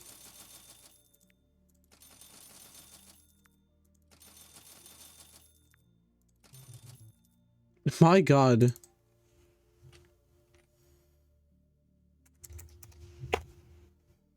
How much more do you need, game? Oh my god. Okay, more money.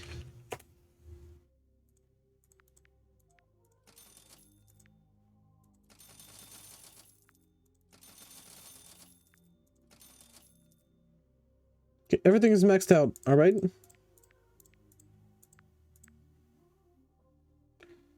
Prestige.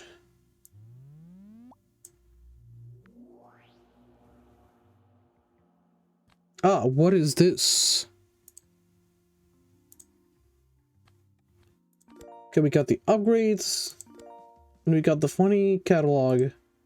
But what are you? Subscription. Oh, it just keeps buying them. I see. Okay.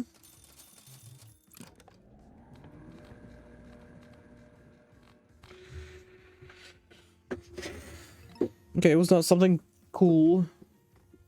It was not even worth the points. Can we upgrade the thing? The subscription bot? Hold on. Oh, we can. But only speed. And it's like quintillion. Dude, that's not good. Charge speed. Win a jackpot on a day job. Let's go. Honest work, have 2,000 without being scratch off. Let's go. Oh, we can change the things with the tickets.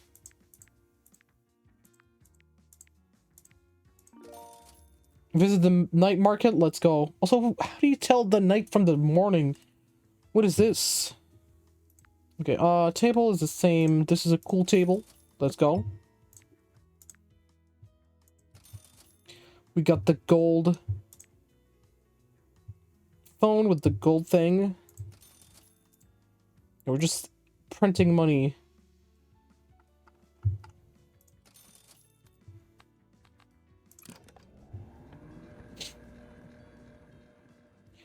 How much did you tell me the thing was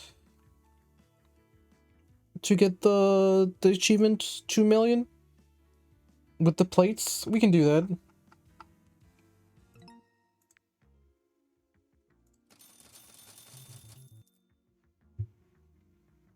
Because this is like 1 million, right? Or is it 10,000? Oh, no.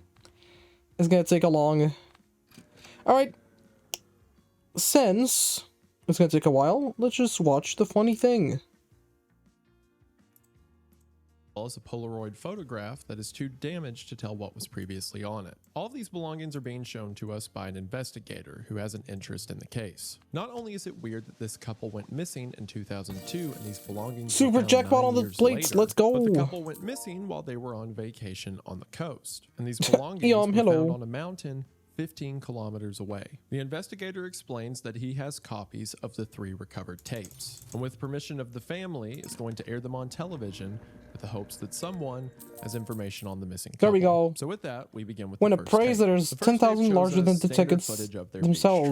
beach trip, grilling out food, walking across the dunes. However, there's this one shot during which the camera glitches where we can see 3 people standing at the end of the beach. It seems to be a couple and a young child. They're not dressed like they're here for the beach, and obviously the way they're all standing facing the camera is peculiar. Almost makes you think of the man in the suit and the little girl in the mirror back in the House of Mirrors, right? At the end of this, now we can do tape, this. The couple finds the what thing appears buys to the be tickets, an this old one pushes them entryway to the some thing, sort of and this one structure redeems under a them. mountain. Well, at first you may think So I this can is just simply a watch. cave. It seems too excavated to be entirely organic. Perhaps this is an old mine shaft or bunker. The couple goes in, and according to the investigator, the day they went into this structure is the day they disappeared. The investigator then shows us tape 2, which seems to occur sometime later. As when the footage begins, it seems that the two have been walking for some time. They're panting and seem worried. It seems that they've become lost in the system. They come to an intersection and the girl suggests they go right. Once they come to the end of this junction, they see something weird in the wall across from them. It looks like a small stick effigy, but covered in a red string or wire. They walk past it and decide to go left, eventually coming to a dead end,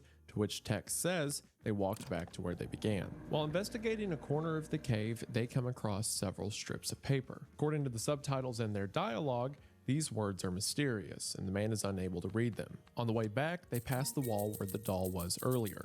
Only this time, it's been moved. It's now lying on the ground. Bothered by this, the man picks up the doll and throws it back to where he found it. From here, the couple keeps walking the way they came. As they're walking, however, we cut back to their perspective, and when the man turns around to look at the woman, he sees the way they have just came is now caved in. Silently and without indication, the cave systems seem to change. It's now impossible to go the way they came. Wherever this cave is, it won't let them out unless it wants them to get out. With no other option, they continue forward, eventually coming across remnants of people that were seemingly left down here. Clothes, shoes, bags, but hauntingly, no people. And as they're looking at these remains, this happens. I'm watching.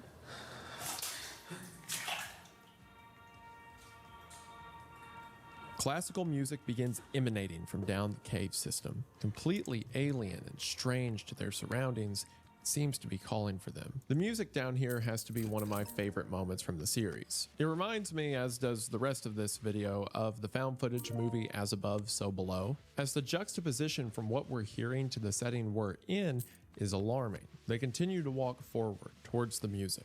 They come across more things like shoes and shirts in the water. Eventually, their path seems to end at a large cement room. Peering inside of the room, it looks to be what was maybe at one point a loading area for mine carts. But with the music, it's transformed into a brutalist ballroom. And as they continue on, as quick as it started, the music stops. We then cut to some time later. Seems the two of them are sitting on the ground, unsure of what to do. Eventually, he shows her a Polaroid he's found. He tries to tell her something regarding it, but she shakes her head and then runs off in dismay. He goes looking for her, yelling her name as he's moving through the cave. We're not sure what was on the Polaroid, but it seems to have alarmed her. Eventually, while trying to find her, he turns the corner and sees her. Only for some reason, she's standing there looking at him in silence. Eventually, she turns and walks right, and he chases after her. This is likely a bad decision, as if we look next to where he turned to follow, there's a large arrow drawn with an X. Perhaps this, in combination with the cassette in the beginning that was found with their belongings, that urged them to turn left after their first right. Perhaps the woman, or whatever is controlling her or appearing as her, is trying to lead him the wrong way, much like the voice led the hiker the wrong way during the bivouac story. While walking through the cave and trying to find her, the man comes across what appears to be a climbing rope. As he's staring at the rope, begins to be dragged into the darkness. He follows it, perhaps hoping it's the woman somewhere out in the dark. But when he gets to the end of the rope, he doesn't find her. Instead, he finds a pile of trash, once again, probably people's belongings, and above it, dozens and dozens of black and white portraits. Perhaps portraits of those who succumbed to the same fate. And with that, the second tape ends. The investigator tells us that this is the majority of the data they have, and the investigator clarifies that the police try to track down this location. They went to the beach and there were no caves there. They investigated the mountain where the belongings were found and there were no caves there. As a matter of fact, the nearest cave they could find was 50 kilometers away from the coast, and the entrance as well as the interior looked nothing like the one on camera. As a matter of fact, as far as they've been able to tell, there is no cave in Japan that looks like the one they entered into. The investigator then tells us that they've restored a copy of what the Polaroid looked like before it became smeared. And the image on the Polaroid, the same one the man showed the woman before she ran deeper into the cave, simply depicts 3 people. While the one in the middle seems too tall to be the little girl, the uncanniness of their pose certainly calls back to the 3 people the man saw on the beach at the beginning of the video. The investigators said that they asked the family and none could identify who these 3 might be. But whoever it was enough to mean something to the woman, something that caused her to give up hope and run into despair. From here, the investigator shows us the 3rd tape, which is by far the most disturbing. All right.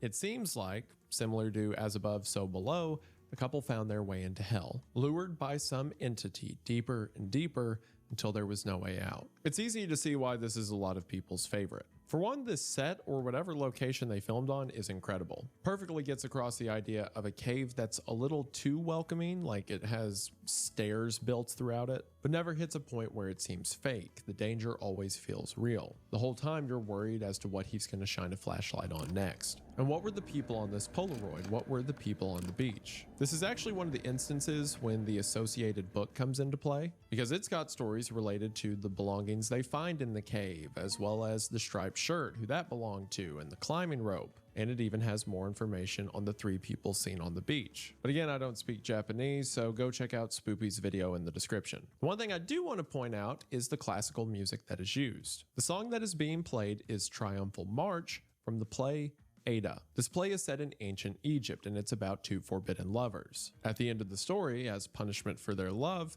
they are forced to be buried alive together. Sound like anyone we know? It's like the mountain or whatever entity is within the mountain is mocking them, knowing they won't get out, knowing they won't go any further than the cave wants them to, and knowing that eventually they'll wind up in hell. Whatever forces are at play within the spiritual realm of this world, they're not good, and they seem to want to harm humanity even if humanity never asked for it. Our next video is titled No Fiction, and it's probably the best acting in the series. A note at the beginning tells us that this footage was once again found at a TV station. At the beginning of the footage, we see the director, named Fukuwaza, and his camera crew have come to a woman's home. However, when they knock on the door, she seems very hesitant to let them in. We learn that this woman's name is Noriko. And the reason she was hesitant to let them in is because she's agoraphobic, or as it's known in Japan, a hikikomori. In other words, someone who decides to live within their house and rarely, if ever, go outside. We're told that Noriko's father and mother previously ran a hot spring inn, and they, as well as Noriko, were well liked in their community. However, at the age of 15,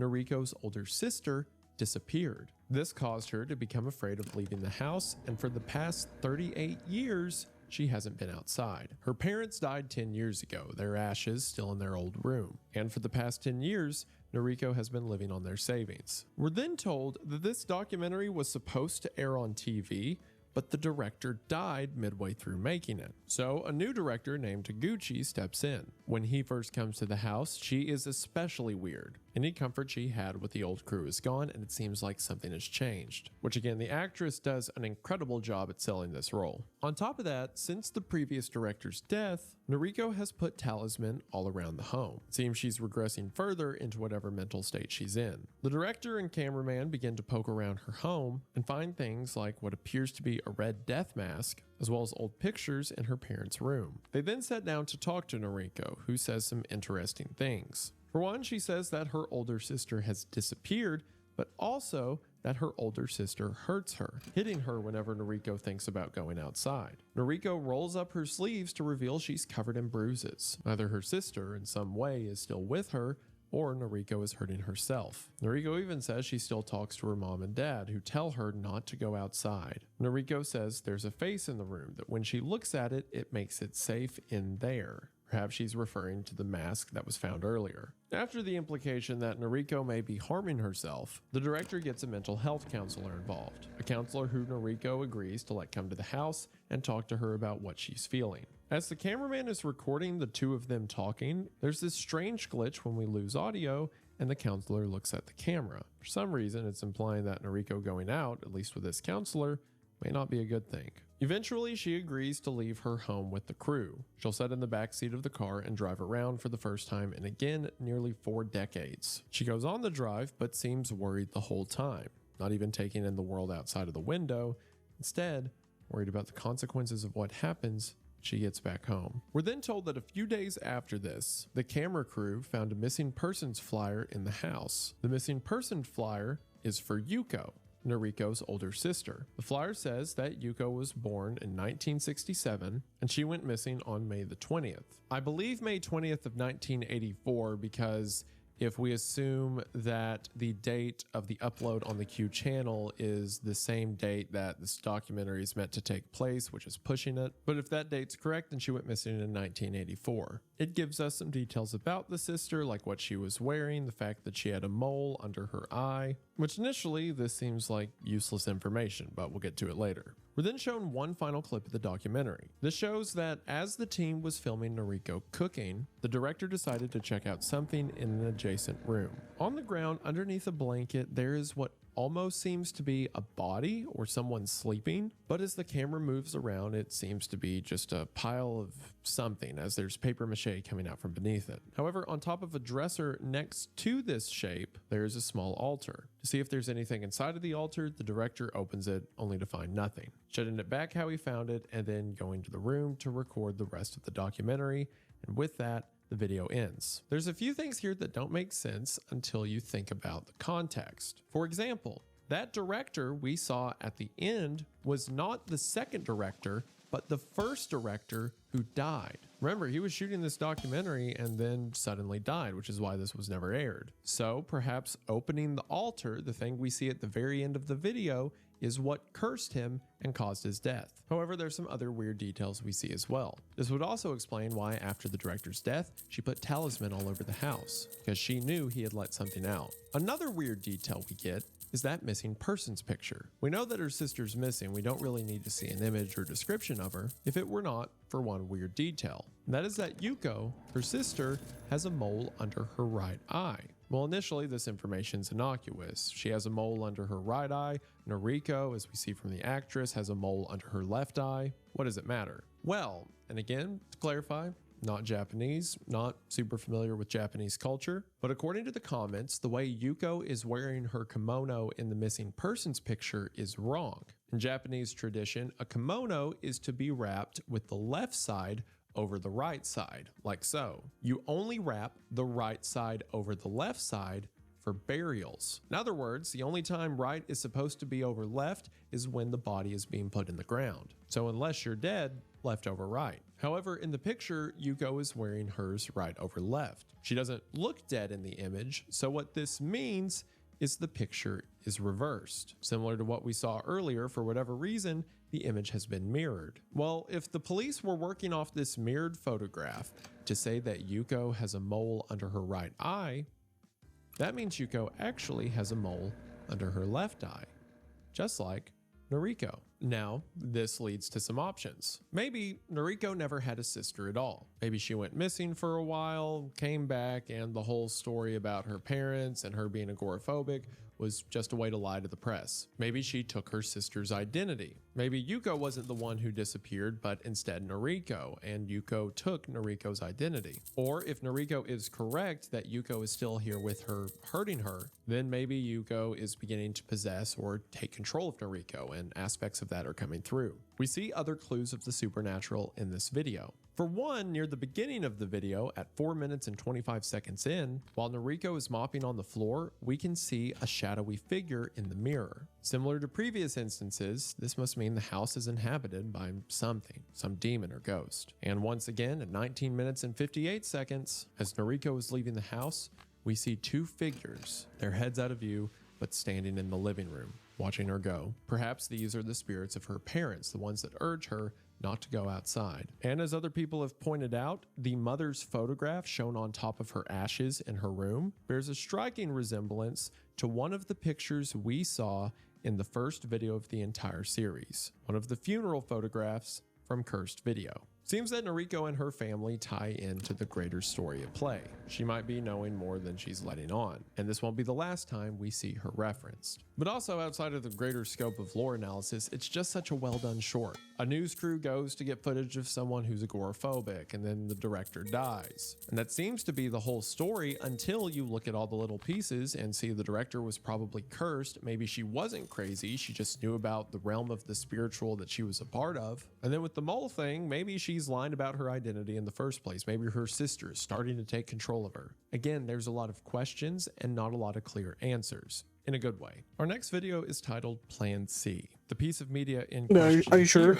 seemed to be Are from you sure it's in a good handheld way? video camera whose lens cap was kept on. Because of that, we only get audio, but the people putting together this video have added accompanying images. In the beginning of the video, we hear the driver, probably the same person who's recording, pick up 3 people from the side of the road. From their conversation, it seems they've never met in real life, but have talked online. So we hear the audio as the group drives into the mountains. They stop to get water. There's one point that's kind of ironic when one of them mentions to the others to put on their seatbelt, and eventually they pull off on the side of the road where they're going to do it. They take tape and begin to seal up the windows.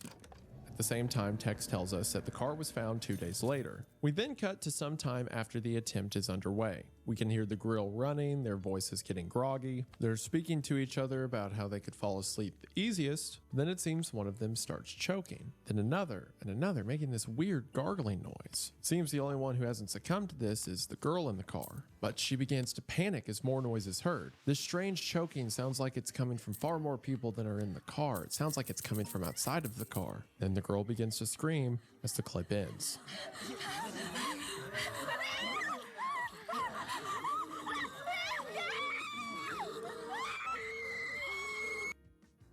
Text then tells us that when the car was discovered 2 days later, no one was found inside of it. On top of that, all of the windows were still taped up. It's as if they vanished from the inside of the car without actually getting out. On top of that, the license plate had been removed and the charcoal stove was never found. Also, in the final moments before the clip ended, the GPS that led them there began to speak again, telling them to turn in 300 meters and then 600 meters, implying that perhaps the car itself was rolling backwards. Now we know there to be a cult in the mountains or whatever the group from Sanctuary was, so it's very possible this group stumbled upon them. That wouldn't explain them teleporting out of the car or the screaming at the end, but it would explain the license plate being removed, the charcoal stove being gone, similar to the car we saw in Sanctuary, as well as the clip that might have been from Sanctuary in the last countdown. Maybe the cult stages the cars of their victims to hide their tracks. Another alternative is the same thing Oh my happened to god, this all group bad that plates. happened to the couple in Film Inferno,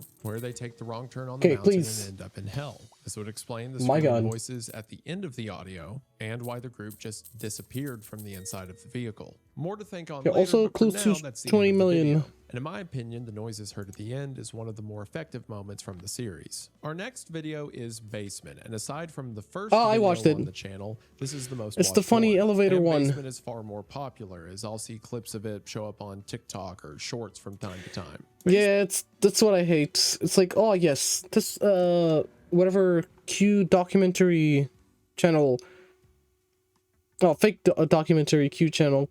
They were like, yes, we're gonna put some very good quality made videos, and they're just gonna like not include the Q and just like take the video in the Basement is middle very simple in its and presentation. be like, oh my god, It's simply this the happened for perspective of reals, an because you know they can click or cut off the black and just put whatever they elevator want. camera. According to the timestamp on Cinnamon the Toast camera, Lofty, the date is hello. Pick of the November Trap, hello, how you 17th, doing? 2015. The caption tells us that we're about to watch how a woman disappeared in only 4 minutes. So a woman goddamn, on the that's a lot 10th of floor badges. this building calls the elevator. She You have gets a lot on of badges. and presses the ground floor. The elevator then stops at 5 and no one gets on.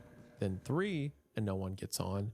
And then it goes right past the ground floor and keeps going deeper. As this is happening, the woman at first seems unaware. She's leaned on the side of the elevator, almost as if she's asleep. When she does come to and realize she's going deeper and deeper into the earth, she, as you can imagine, panics. She presses buttons, but they don't work. She looks around, unsure of what to do. In the midst of this, the camera glitches and shows us a split image. This image shows a man in a yellow jacket walking into the elevator back in the building above, as if everything's normal. As this happens, the woman looks around, almost like she's aware that someone's in there with her. Then when she looks up at the camera, she becomes even more terrified. The earth begins to shake and she falls down on the floor. This brings the elevator to a stop, and when the doors open, she's in the midst of an abyss. With nowhere else to go and under influences we don't understand, she steps out of the elevator into the void. As soon as she does, the doors close and travel back up,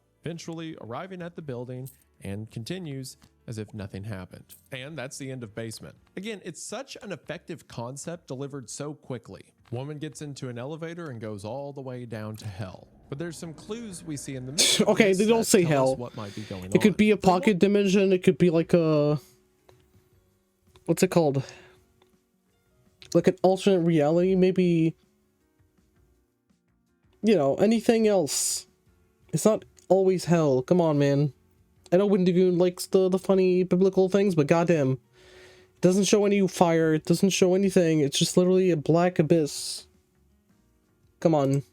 When the Come camera on, glitches Wendigo. and shows someone else get into the elevator, it's almost like to the woman she's seeing a ghost. She can tell something's in there with her, but she can't really make it out until she looks at the camera. I think it's because in the reflection of the camera, she could see the man in the yellow jacket standing next to her. This would mean whatever's happening to her is almost dimensional. In her world, perhaps when she fell asleep, she crossed over into this other plane, still being in the same physical nothing to do with space hell. as the elevator back on Earth, but she now inhabits the realm of the unseen around Earth, meaning in this moment she's effectively become a ghost. This is further emphasized by the fact that the camera's timestamp never changes. It's not like when the guy in the yellow jacket steps into the elevator, the timestamp skips forward a few minutes to when the elevator is back to normal. In the real world, the elevator was always normal. she's the only one going through this. While we don't know what exactly she stepped into at the end of the video, similar to Film Inferno and the previous video, it could very well be hell, or some God damn lost it. realm spirits Thank travel you. in this Thank you. series. It's There's not also always another hell. creepy face that shows up in this video, because of course there is. When the elevator is making its way back up after the woman steps I think I out, skipped. at 5 minutes and 31 seconds, we see this pale face in the window. Perhaps this is some kind of ghost or entity. Its presence has led some to theorize that maybe every floor she passes, the several hundred of them on her way down, could be floors with their own inhabitants and their own personal torments. As always, things to ask questions, just not things to answer them with. Which I think is important. I think if at the end of Basement we found out,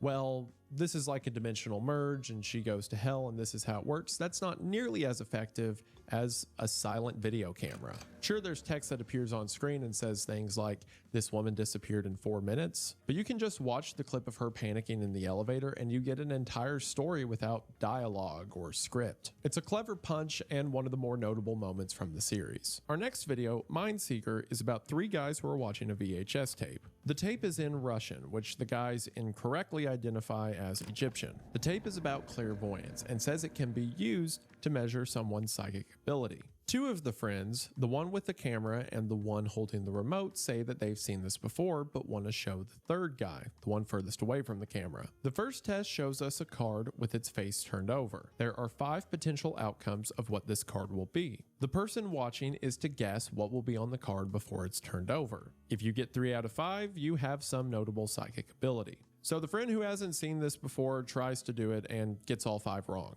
So their friend rewinds the video so that they'll try again, which obviously wouldn't make sense because if you just watched what all 5 cards are and remembered, you could get all 5 correct and it would have nothing to do with the psychic ability. It's just that you could remember 5 things. But that doesn't seem to matter because on their second watch through, It changes. cards are different. Even though they let's just press go. rewind over footage they just saw, this time the dealer pulls different cards. The friends convince themselves that they must be wrong and they were forgetting what the cards were the first time, so they move on to the second test. For this, there's a brief interaction between the friends that's kind of odd, when one of them says, "Did you tell anyone?" and the other replies, "Not yet." The second test shows a balloon floating on screen. The viewer is supposed to try to move the balloon with their mind, a test of telekinesis. Sure enough, the third friend stares for a while, nothing happens, so his friend rewinds it so he can go again. And this time, the balloon moves. Unlike the previous test, this is undeniable. It's clear that something changed between the 2 instances and the friends are freaking out over it, which brings them into the third test. The third test shows a woman who's turned away from the screen. The viewer is to try to telepathically communicate to the woman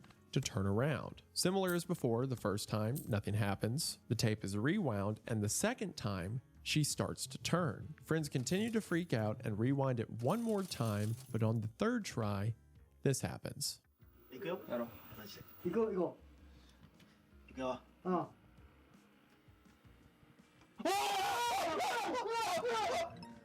Men's reactions are different. They're obviously surprised, but this time they're stunned to silence. They stare at the screen, wondering what this could mean, and the video ends. Now, on the surface, this is simple. Group of guys coming across a video that supposedly shows them psychic abilities. But again, because the series loves to hide nuance in conversation and dynamics, a lot of people have pointed out what is likely happening here is the friend with the remote and the friend with the camera are pranking the third friend. Hence the quick conversation between the 2 about have you told anyone? I was thinking the other option, which is they're actually not pranking the person. They're just like, you know they're gonna rewind the thing, so they're just like, we're gonna rewind now. He pretends he presses the button on the remote or on the TV, and it's literally just a video. It's like a continuous video. I used to do that once. Be like, yes, I'm too cool. I know things that are gonna happen. The way this prank video would work is at first it shows the normal try of the experiment as depicted, but then when the friend goes to rewind, it's actually a fake rewind. Scripted Yeah, as exactly. part of the video to make it That's what I look said. like you're backing through the same footage when you're actually going to new footage. New footage that shows the balloon moving or new cards being pulled. That way the person holding the remote can trick other people into thinking they're psychic. You can even notice the two other friends trying to goad the third friend into this realization. During the first Okay, one with almost the cards, to they keep saying 20 things million. like, oh, I don't think it was that card the first time, or, oh, I think something weird's happening. And that seems to be how the video plays out until the very end, because the Oh my other God. two friends who had these big reactions and were shaking each other and yelling on that third try, God damn, we of the reached third the fucking experiment, when the woman catalog number turns all 2 the with way around, plates. they did not have the same reaction. This time they were actually surprised. Similar Let's go, to the man in the workaholic, video 20 store who million wrote, without "This buying a tape will scratch kill off." you." It seems that by lying about something, they made something actually happen. Plus, at the very end of the footage, as the guys are watching the outro of the tape and the reflection of the TV, you can see that one of the guys is turned away, facing something in the room with them. Perhaps what started out as a prank ended up summoning something that was more than they bargained for. Again, it goes back to the quality of the actors and the production of this series. All the little nuances about them pulling a prank, about the delivery of these moments paying off, comes down to the acting. It seems that the director, as well as the people involved, know what they're doing. And once again, it works on its own, but it also connects to the picture at large. How can a lie become something real? Which brings us into our next video, which is my personal favorite from the entire series. Passengers. At the beginning of Passengers, we're introduced to Mayeno, a former taxi driver who developed a cult following for telling ghost stories about his days as a taxi driver. The story that made him popular was published on August 24th of 2009, and his story goes as follows. According to him, one night, a girl around the age of 20 got into the back of his taxi cab and told him that she didn't have an address for where she needed dropped off, but she could just show him on the road. Mayeno says this is fine. People typically do this when they only need to go a few blocks. But this trip wasn't a few blocks. Instead, this girl had Mayeno drive her 40 kilometers away. She took him out into the mountains, far beyond any houses, deep in the woods. And then she simply got out of the car and walked into the trees. Over the next several months, 7 or 8 other passengers did the exact same thing. Mayeno begins to believe that this is probably a popular suicide spot. So the next time someone started leading him in that direction, this time a 50-year-old man, he decides to ask why he's coming all the way out here. The man says it's because he got a call from his dead mother,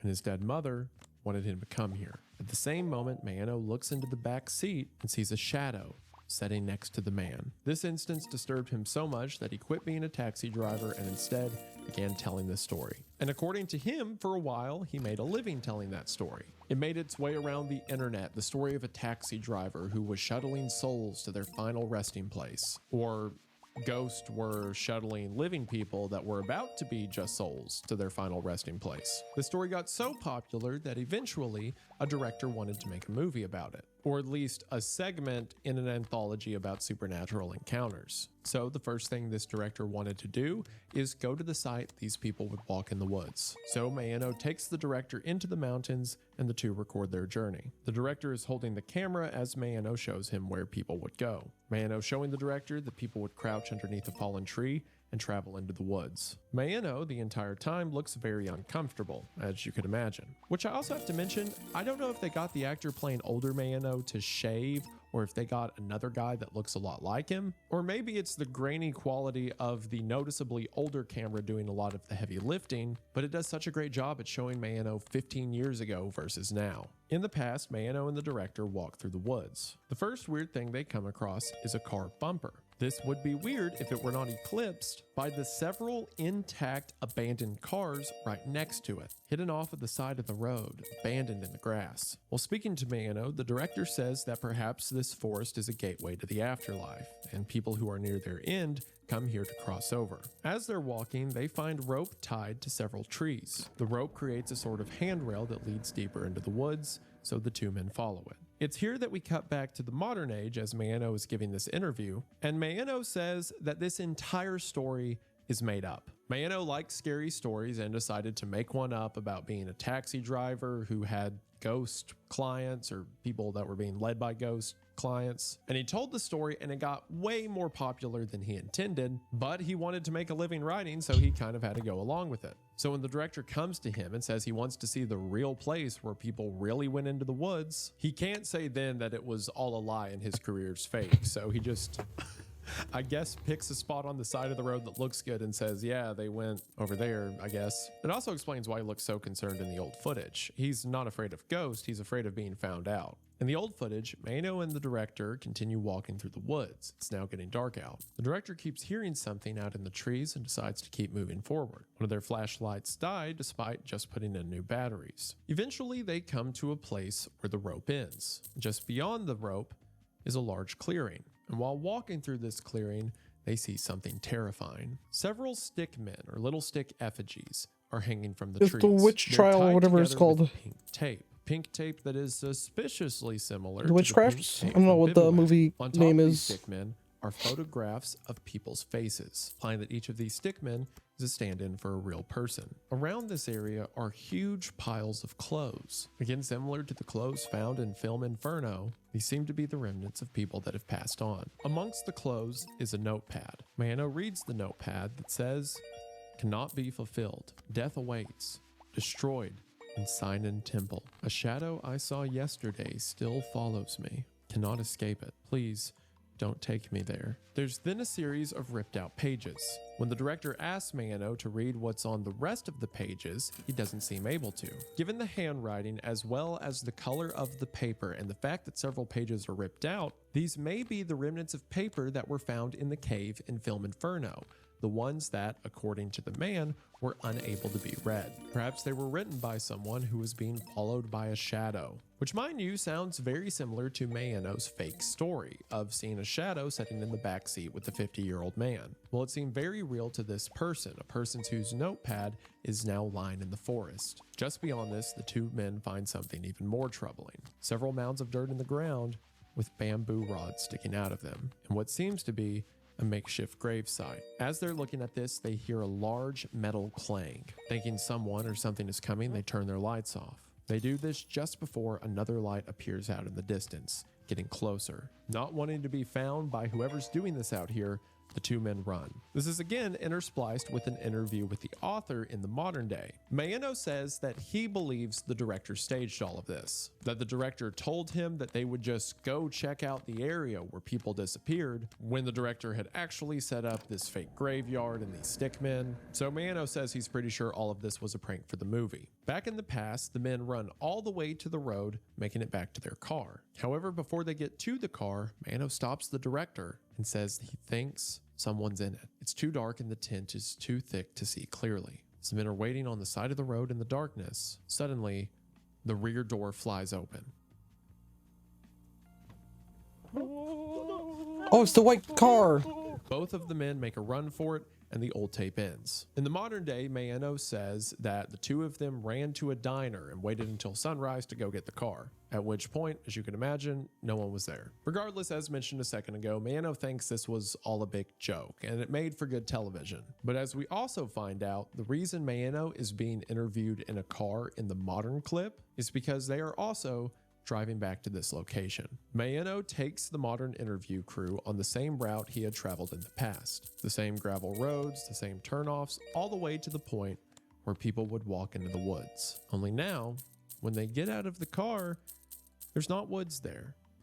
Instead, there is a massive cemetery. This is where, according to the story, the one he made up, souls would walk into the darkness. And judging by the size and age of the cemetery, souls have been resting here far longer than Mano's been around. So the cameraman for the interview crew walks up to Mano and asks him a question. And it is my favorite moment from this entire series. 前野さんってなんでタクシーの運転手辞めたんでしたっけ？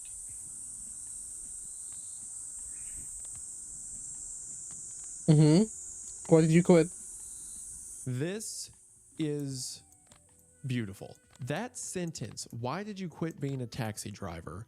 has so much weight in everything we've seen in the series up until this point. Like, for one, speaking of it in just in reference to this video, it works. From the footage we see in the past, clearly something had happened. Anna went out here with the director and there were abandoned cars and gravesites and clothes and weird notes. All things that Miyano had convinced himself were staged, was a big prank. He convinced himself to the point that even his story, the one that he told everyone was real, he now says was made up so he could be a writer. But the story had to be real because people were walking out into these woods for something. And even here at this end moment to realize that it was all a farce, that he was the ferryman leading souls to their final resting place, and that final resting place was a graveyard. His fake story was real. And even then, that story was a fake to cover up the truth of it. He thought people were just walking into the woods. The reality of the cemetery was blinded from him. He had been picking up souls and leading them into the afterlife, not realizing these souls were walking to join the bodies of many. Couldn't see the forest for the trees. But when he's asked that question, why did you quit being a taxi driver? All of the lies collapse in on themselves. In his story, he quit being a taxi driver because of this instance, something that according to him is made up. But in his memory, Mayano knows that he quit being a taxi driver. So then if that story was fake, then why did he quit? It's a piece of logic from the truth that doesn't mesh with his current understanding. It's something that points out the chink in his armor in all of the lies that have been put together. And here's the thing. I don't think Mayano was lying on purpose. I think, as this line connects to the whole, that there's something greater happening here. We've seen a few instances up until this point of someone making up something or telling a lie that turns out to be true. The first video in the series, in Cursed Video, the manager says that he wrote a note on the box saying if you watch it, it kills you. When, as we know now, if you watch it, it kills you. So was he just accidentally right? Or when the manager originally wrote it, was that true? But for some reason, his mind's convinced him that he did it to sell more videos so that it would get rented more. If these guys made something up, then why did it happen? Why was the lie true? Because it was never a lie in the first place. Whatever entity's at play here, it seems to be working with people's memory, with their beliefs. Mayano was wholly convinced that all of this was fake, to the point that he convinced himself the footage he was seeing from the past with the director was all a big hoax. And as we see from his devastation at the end after being asked the question,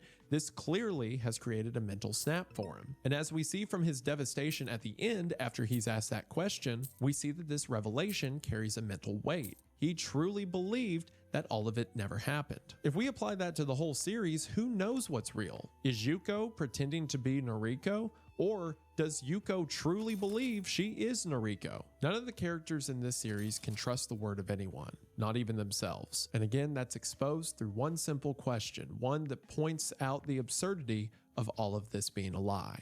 Why did you quit being a taxi driver? Passengers is my favorite one of the series. That inline hits so hard. And also, all of the events from the video were done so well, from them finding the rope that leads to the graves with the bamboo, and then the note pages that seem to be the pages from Film Inferno. Every piece of it works expertly. It's the highlight of the series to me, at least at this point. And it leads us into the next video that might be the most impressive of the entire series up until this point. And that is the September 23rd, 2023 live stream, or as it's called at the end title card, Trojan Horse. This video opens by showing us a note. Parts of the note are redacted, but according to a Japanese website, this is an English translation. Blank. It is said that blank and blank's daughter, blank, created blank. Blank is dead. Blank and blank are dead. Blank is missing. Goddamn blank. The house was then purchased by blank. Note, blank is someone related to blank. Blank was recovered from the house. Executives blank are repeatedly experimenting with it. It is unknown how it is used, and many people have died. That blank is a weapon of mass destruction. Blank is said to be a family transformed by blank. Blank still exists today as Haikyo.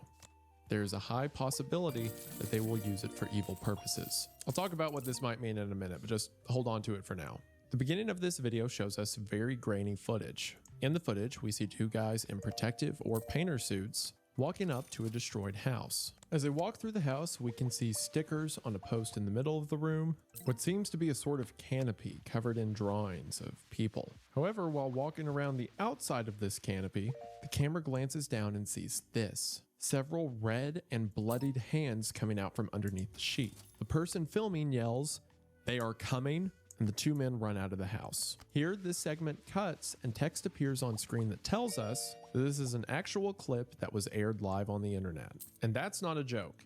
The entire segment you're about to watch was filmed in one take on a live stream. So everything you're about to see was coordinated down to the movement. The stream begins with someone pulling that's out good. their phone It's like to check good the acting. YouTube live chat, which again, the chat he's looking at in this video is the real chat from when this was streamed. The person recording is wearing the same Tyvek PPE uniform that we saw the two men at the beginning of the video wearing. He walks through the woods and ends up at the same house we saw from the beginning. Only this time, there are lights on and there's other people there, all wearing the same uniform he is. Our streamer makes his way to the house and begins to put on even more protective measures. While applying covers to his shoes, someone else steps out of the house and hands him a bundle of clothes. He takes the bundle of clothes and walks over to what appears to be two bodies wrapped on the ground. The clothes are thrown into a pile, and then our streamer makes his way inside to see this. There are 5 people bowing down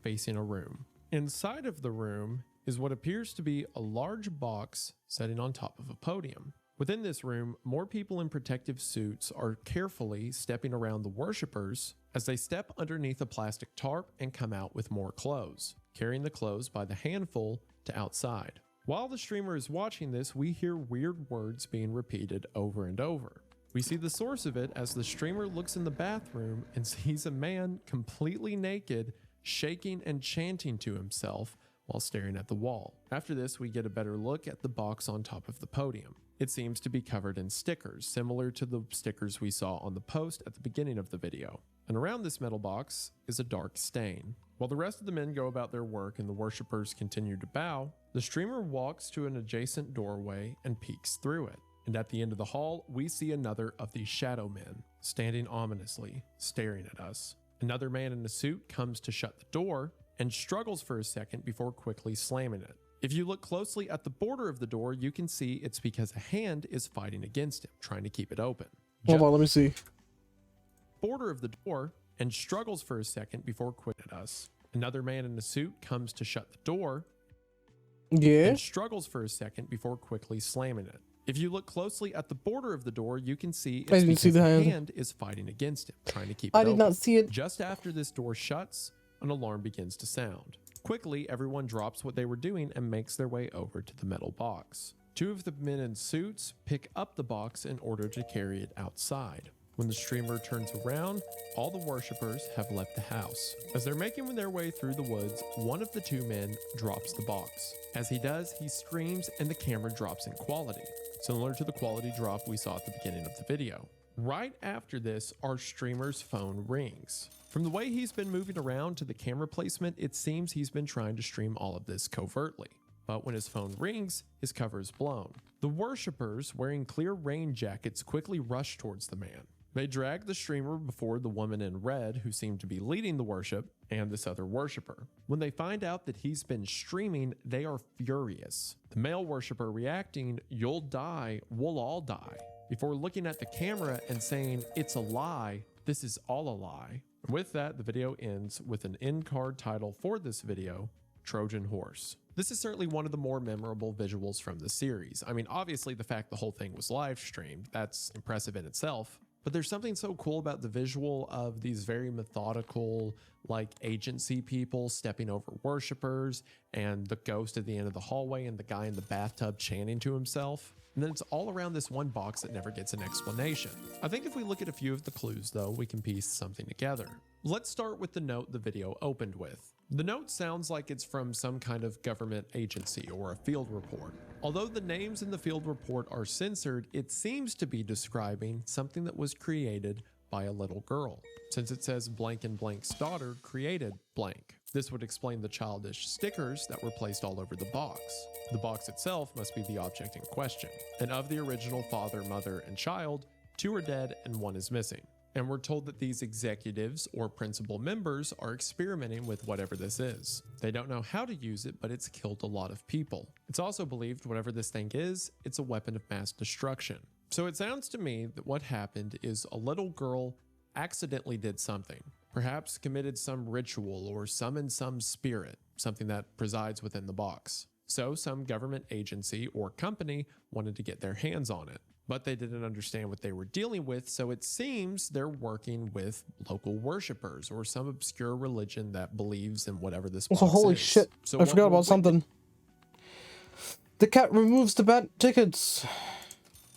That means, even if I get bad tickets right here from the snake eyes or whatever, the cat is not going to redeem them.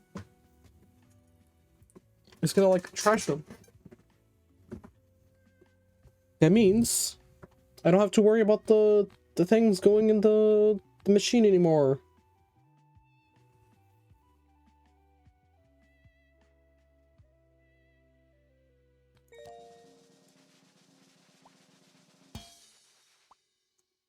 Damn. So hold on, Windigoon. I gotta do some gaming.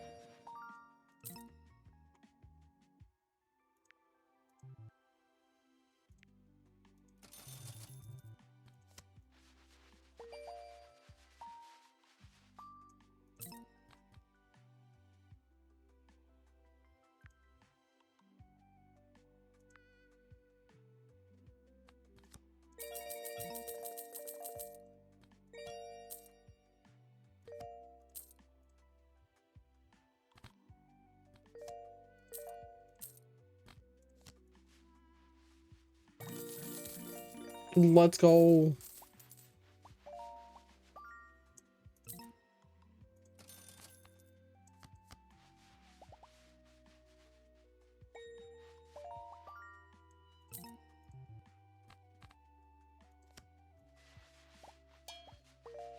Aw, damn.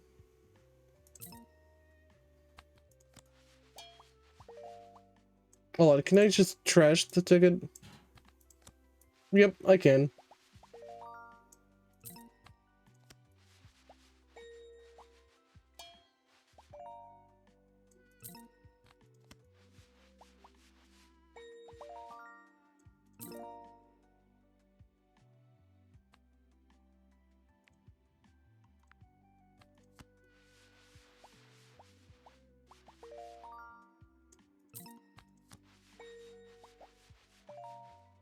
Oh my god, I almost plugged it up.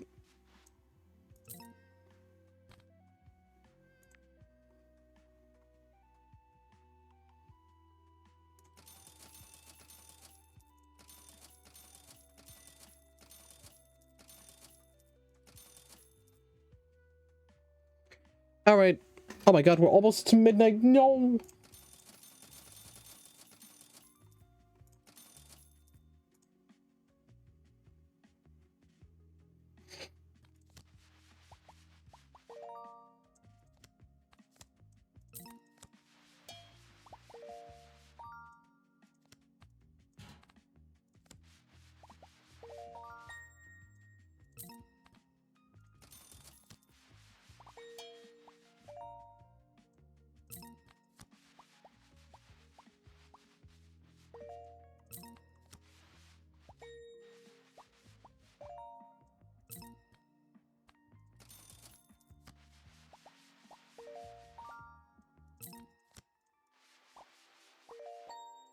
Oh my god. We are winning. Also, please do the thing.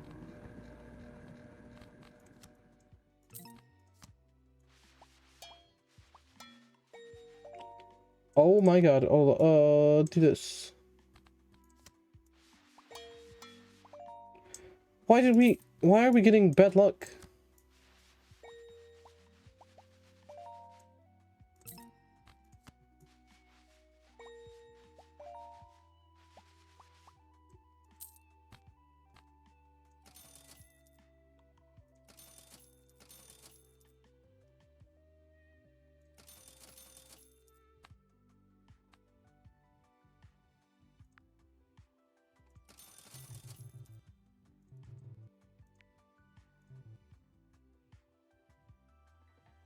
All right, watching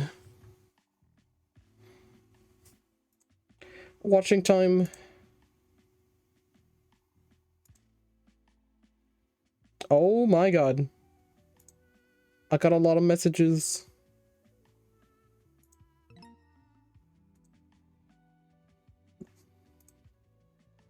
Let me respond.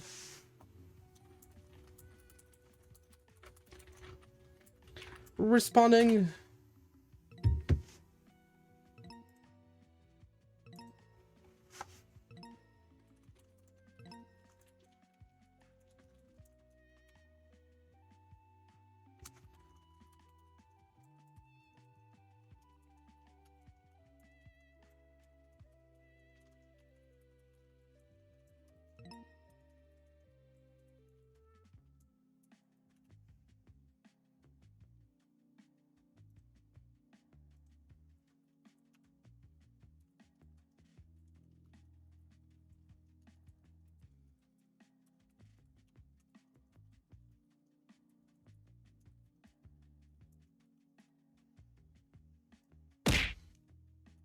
Oh.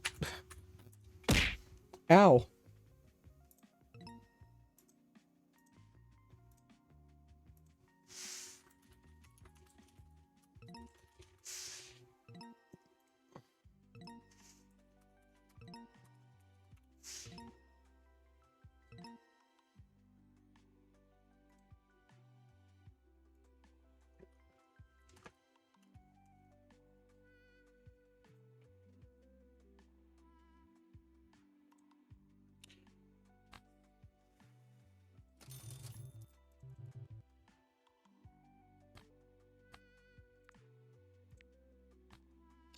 All right. Watching. This scene is this organization trying to remove the box. The alarm goes off, meaning enough time was spent here in worship of it for them to supposedly safely remove it. And throughout the house, we see some of the effects it's had, like the guy chanting in the bathtub. Perhaps this group of worshippers was only working with the company begrudgingly. This thing's killed a lot of people and they need someone to get rid of it. But after the men drop it and it's revealed that one of them was live streaming it, they get mad. Now, I'm not sure why they'll all die. Maybe this spirit doesn't want to be filmed or doesn't want people to know of it. Whatever it is, it seems the worshiper tries to course correct by telling the live stream audience that this is all fake. It's not real. And then I think the footage the video opened on, where we see grainy cell phone footage walking through the house, comes later, when after they drop the box, this grainy effect is everywhere. And while looking under the canopy where this box may be now, we see the bloody hands rise out. As one of the members says, they're coming. This might be the family that was transformed by it, according to the opening note. The transportation of clothes out of the house also feels familiar, as several times through this series, whenever someone dies or succumbs to these creatures, only their clothes are left behind. Are these the dead that have been killed by this thing? Is this organization sacrificing people to it? Let's also remember the 2 dead bodies taped up out front. But there's another detail about the clothes that is significantly odd. The first stack of clothes that the guy hands the streamer, those are the same clothes. Sorry, Wendigoon, hold on. In her video. My bad. I'll tell you a little secret. What is it? A little catalog? We have some special scratch-offs for big spenders. That's me! Oh, and these give 25 GP per jackpot. Oh my god. Oh shit. Oh no. I think I crashed my computer. Oh no! The game crashed! No! Oh, it didn't. It saved! Let's go. I saved it. What? Break Bank. And it's 5 QA, which is like quintillion or whatever it's called. Just like the gadgets. It says QA and this is QI.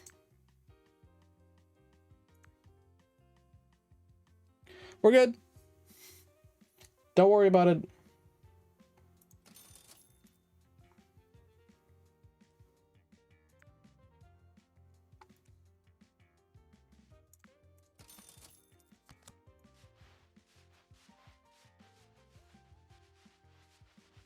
Oh man, we only get 2 trillion or 600. Oh, there we go. 5 trillion.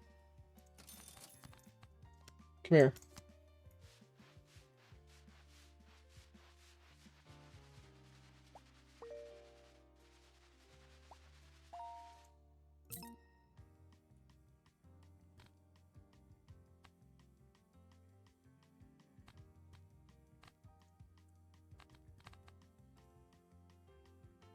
Oh, so QA is like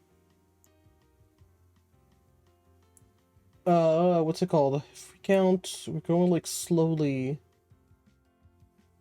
So is it like 100 trillion is one QA? I don't know. I do not know.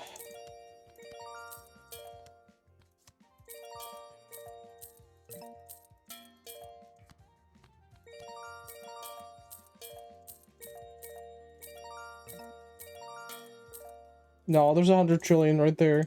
So 1,000 trillion is QA.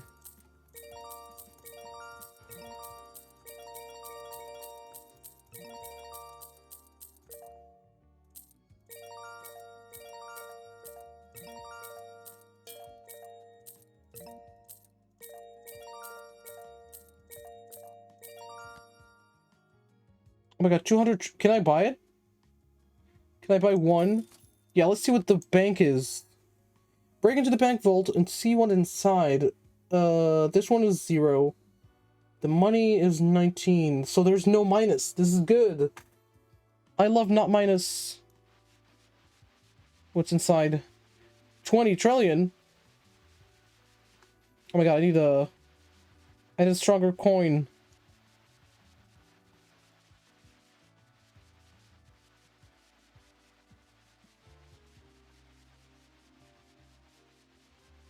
Or I can just do this. There we go. Okay, let's get rid of these and let's start making money. Oh man.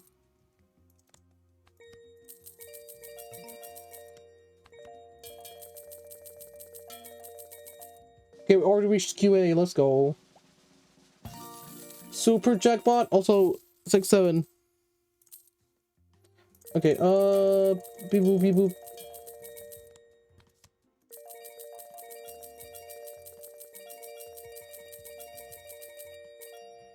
My god, hold on, let's go faster. Okay, there we go. Now we can do this. This, alright. Spend all the world's money. Buy something more expensive than the global economy. Let's go. Okay, now it's guaranteed money. So it's like we're back at the start with the normal plate. So it doesn't matter what the funny letter is. It's like we only have $200. Because that's how money at least works in my brain for the tickets. Yeah, look. There we go. Look at that. I'll buy 25. Buy more. And more.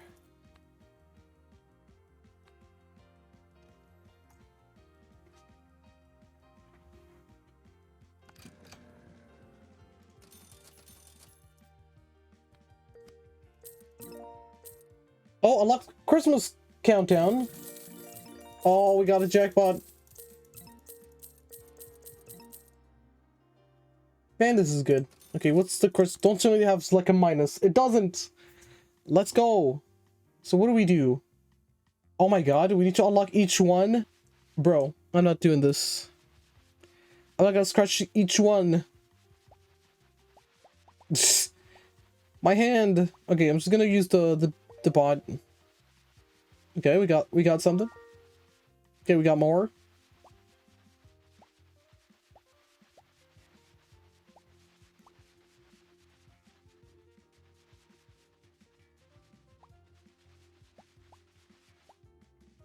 Yeah, we didn't even get our money back. Also, we can use the magic. I forgot about that. There we go. Look at that money.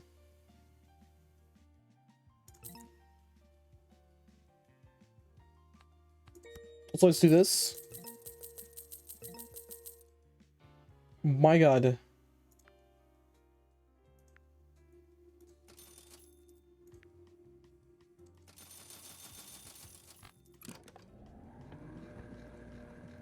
Come on, cat, do your thing.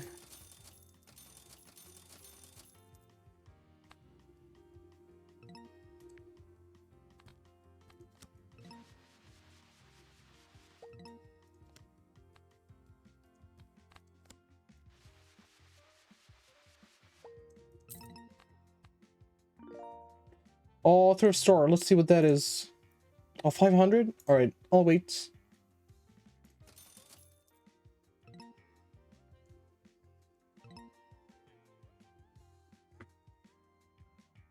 Man, I wanted to stop at midnight, but goddamn.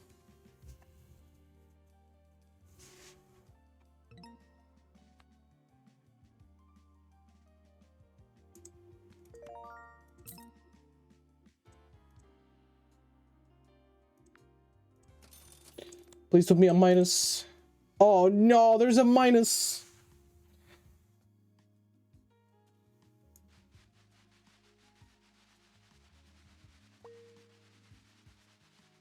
Oh my god, that's the trash.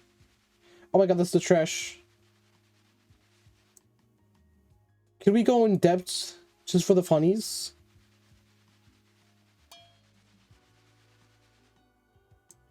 Wait, let's buy another one.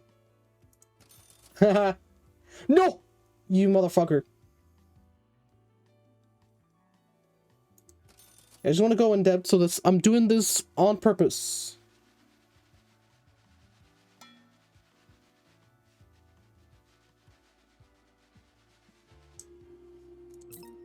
We're in depth. Need a loan, huh? No worries. Let me send you the contract. No need to read the fine print. Just sign your name right here at the bottom. Alright. Oh, it's an actual signature. Was gonna draw something. Alright. Don't read the fine print, take a loan. Okay, let's see what happens. Great decision. By the way, our loans have 6,000 interest rates. Make sure you pay it off. You'll get a random negative effect until the loan is paid off in full. You view your loan in the top right corner. Ah, I see. Scratchbot speed. No! You motherfucker. How could you? Can I take another loan? Need a loan, huh? No worries. Let me send you the contract. Alright.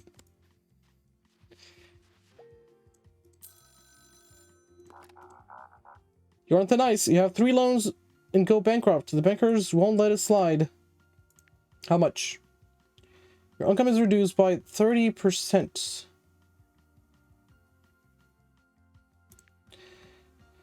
Well, at least we can pay off the first one.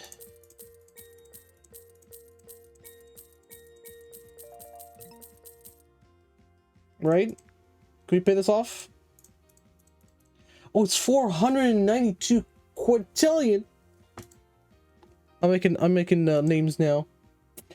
All right, let's try and do that, shall we?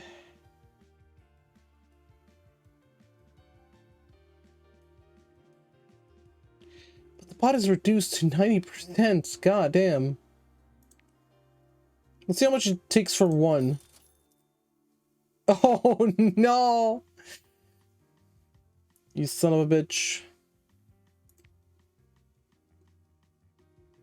Alright, that's why we have funny spells. Now, we're gonna do it manually again. Because we're so- oh no! Stop! Those are suck now. No! Alright.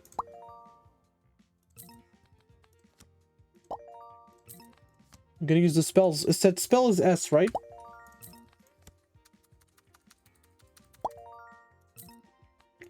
gonna be here for a long while.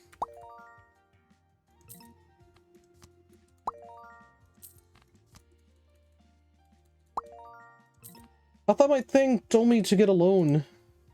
Yeah, winnings are multiplied by the amount of loans you have.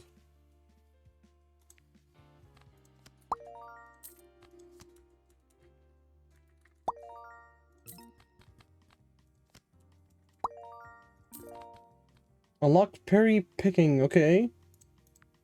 20. Okay, hold on. I'm gonna continue doing this. There was nothing? God damn. Okay, we need more luck.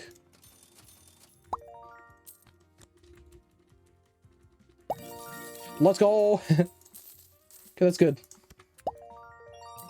See what I mean? We needed luck. Oh, we can pay off the thing! The bot can go back to normal. Let's go! Yippee! Alright, that was good. I tried, but I won. Okay, very good.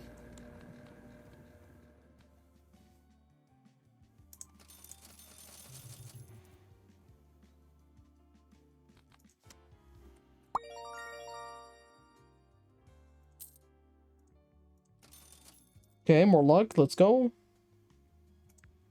Let's try the berry picking one. Let's see what it is.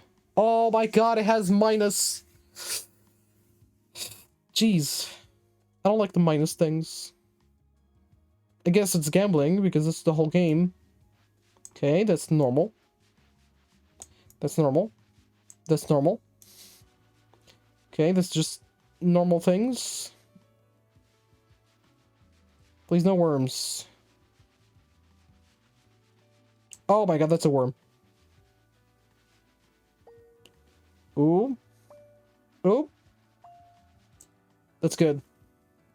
That's real good. Final chance. All right, we can end. Gonna finish the stream.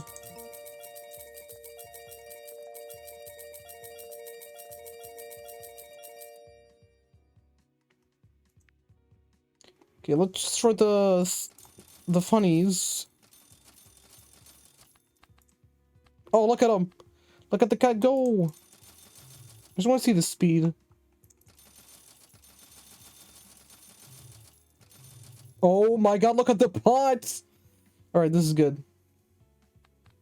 Look at the bot go.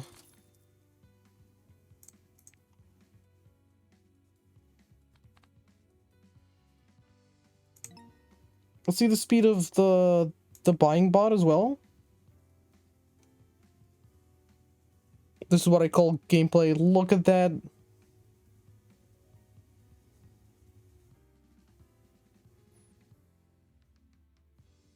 Okay, I want to try something, so I'm gonna wait. I'm gonna try something for funds. But I'm gonna wait until the cat is done.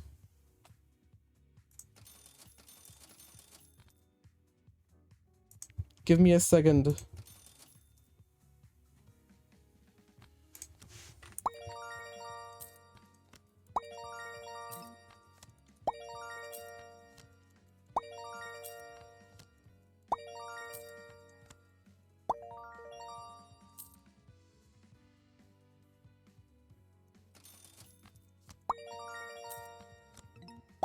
Also, I'm using the spells. Okay, the cat is almost done. Because I love experimenting, I'm gonna buy one ticket of the final chance and see what happens if the cat like removes the bad tickets, right? Trashes bad tickets. Does that mean we can keep trashing the bad tickets until we get the good one? And actually win big. You know what I mean? And these... Let's try. The moment of truth. No! The cats! No! I was trying to see if it works. And I'm sure if I put it in the trash is gonna die as well, right? Oh, it's done. I can't even do it. My god. Yeah, yeah. Okay, we'd burn through the entire world population before getting a win. Might have to get a research on the green lights, the experimental tickets. Alright, let's discuss when your turn. Get rid of the corpse and get back here ASAP. Will do, sir. Okay, we got lore. Also, what is this? Permanently unlocked after dying 3 times. Super jackpots are less rare. Let's go. That means we're gonna get a lot of money super fast. But that's gonna be for the next time because I'm not gonna continue playing this. I need some rest. Alright. That's it for today. Do I have some music? Maybe I do.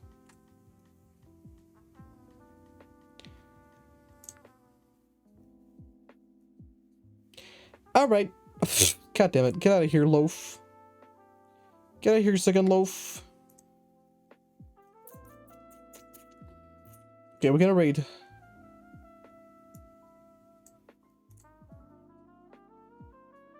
Let's see who's live. That's me. Is Sethspun live? I don't know. It's very late. And it's over the time when she actually starts streaming. We got Angry Stigo. Let's go. That's a person I like. We can rate them. They once showed on my stream. They're like, hello. So we're gonna rate them. Angry Stigo. They're playing the funny Overwatch, so let's go.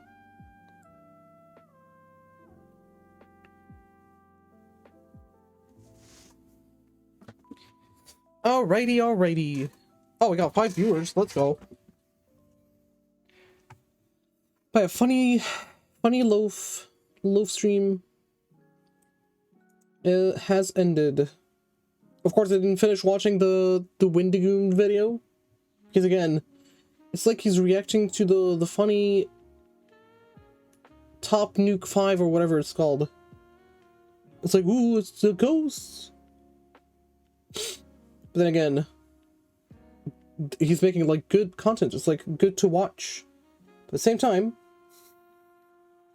it's not spooky. Like it's not spooky as much as the other spooky that I showed you, which is like actual real life spooks.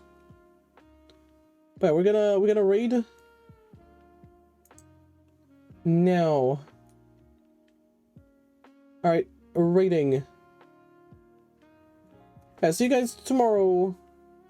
Or whenever you're gonna be watching. Or wait, I'm the one who's gonna be streaming. Alright, well, I'll see you guys when I decide to be there. If that makes sense. Well, bye-bye.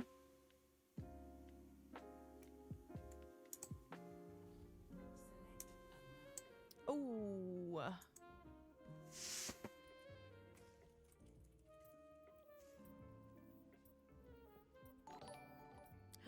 Lofi, how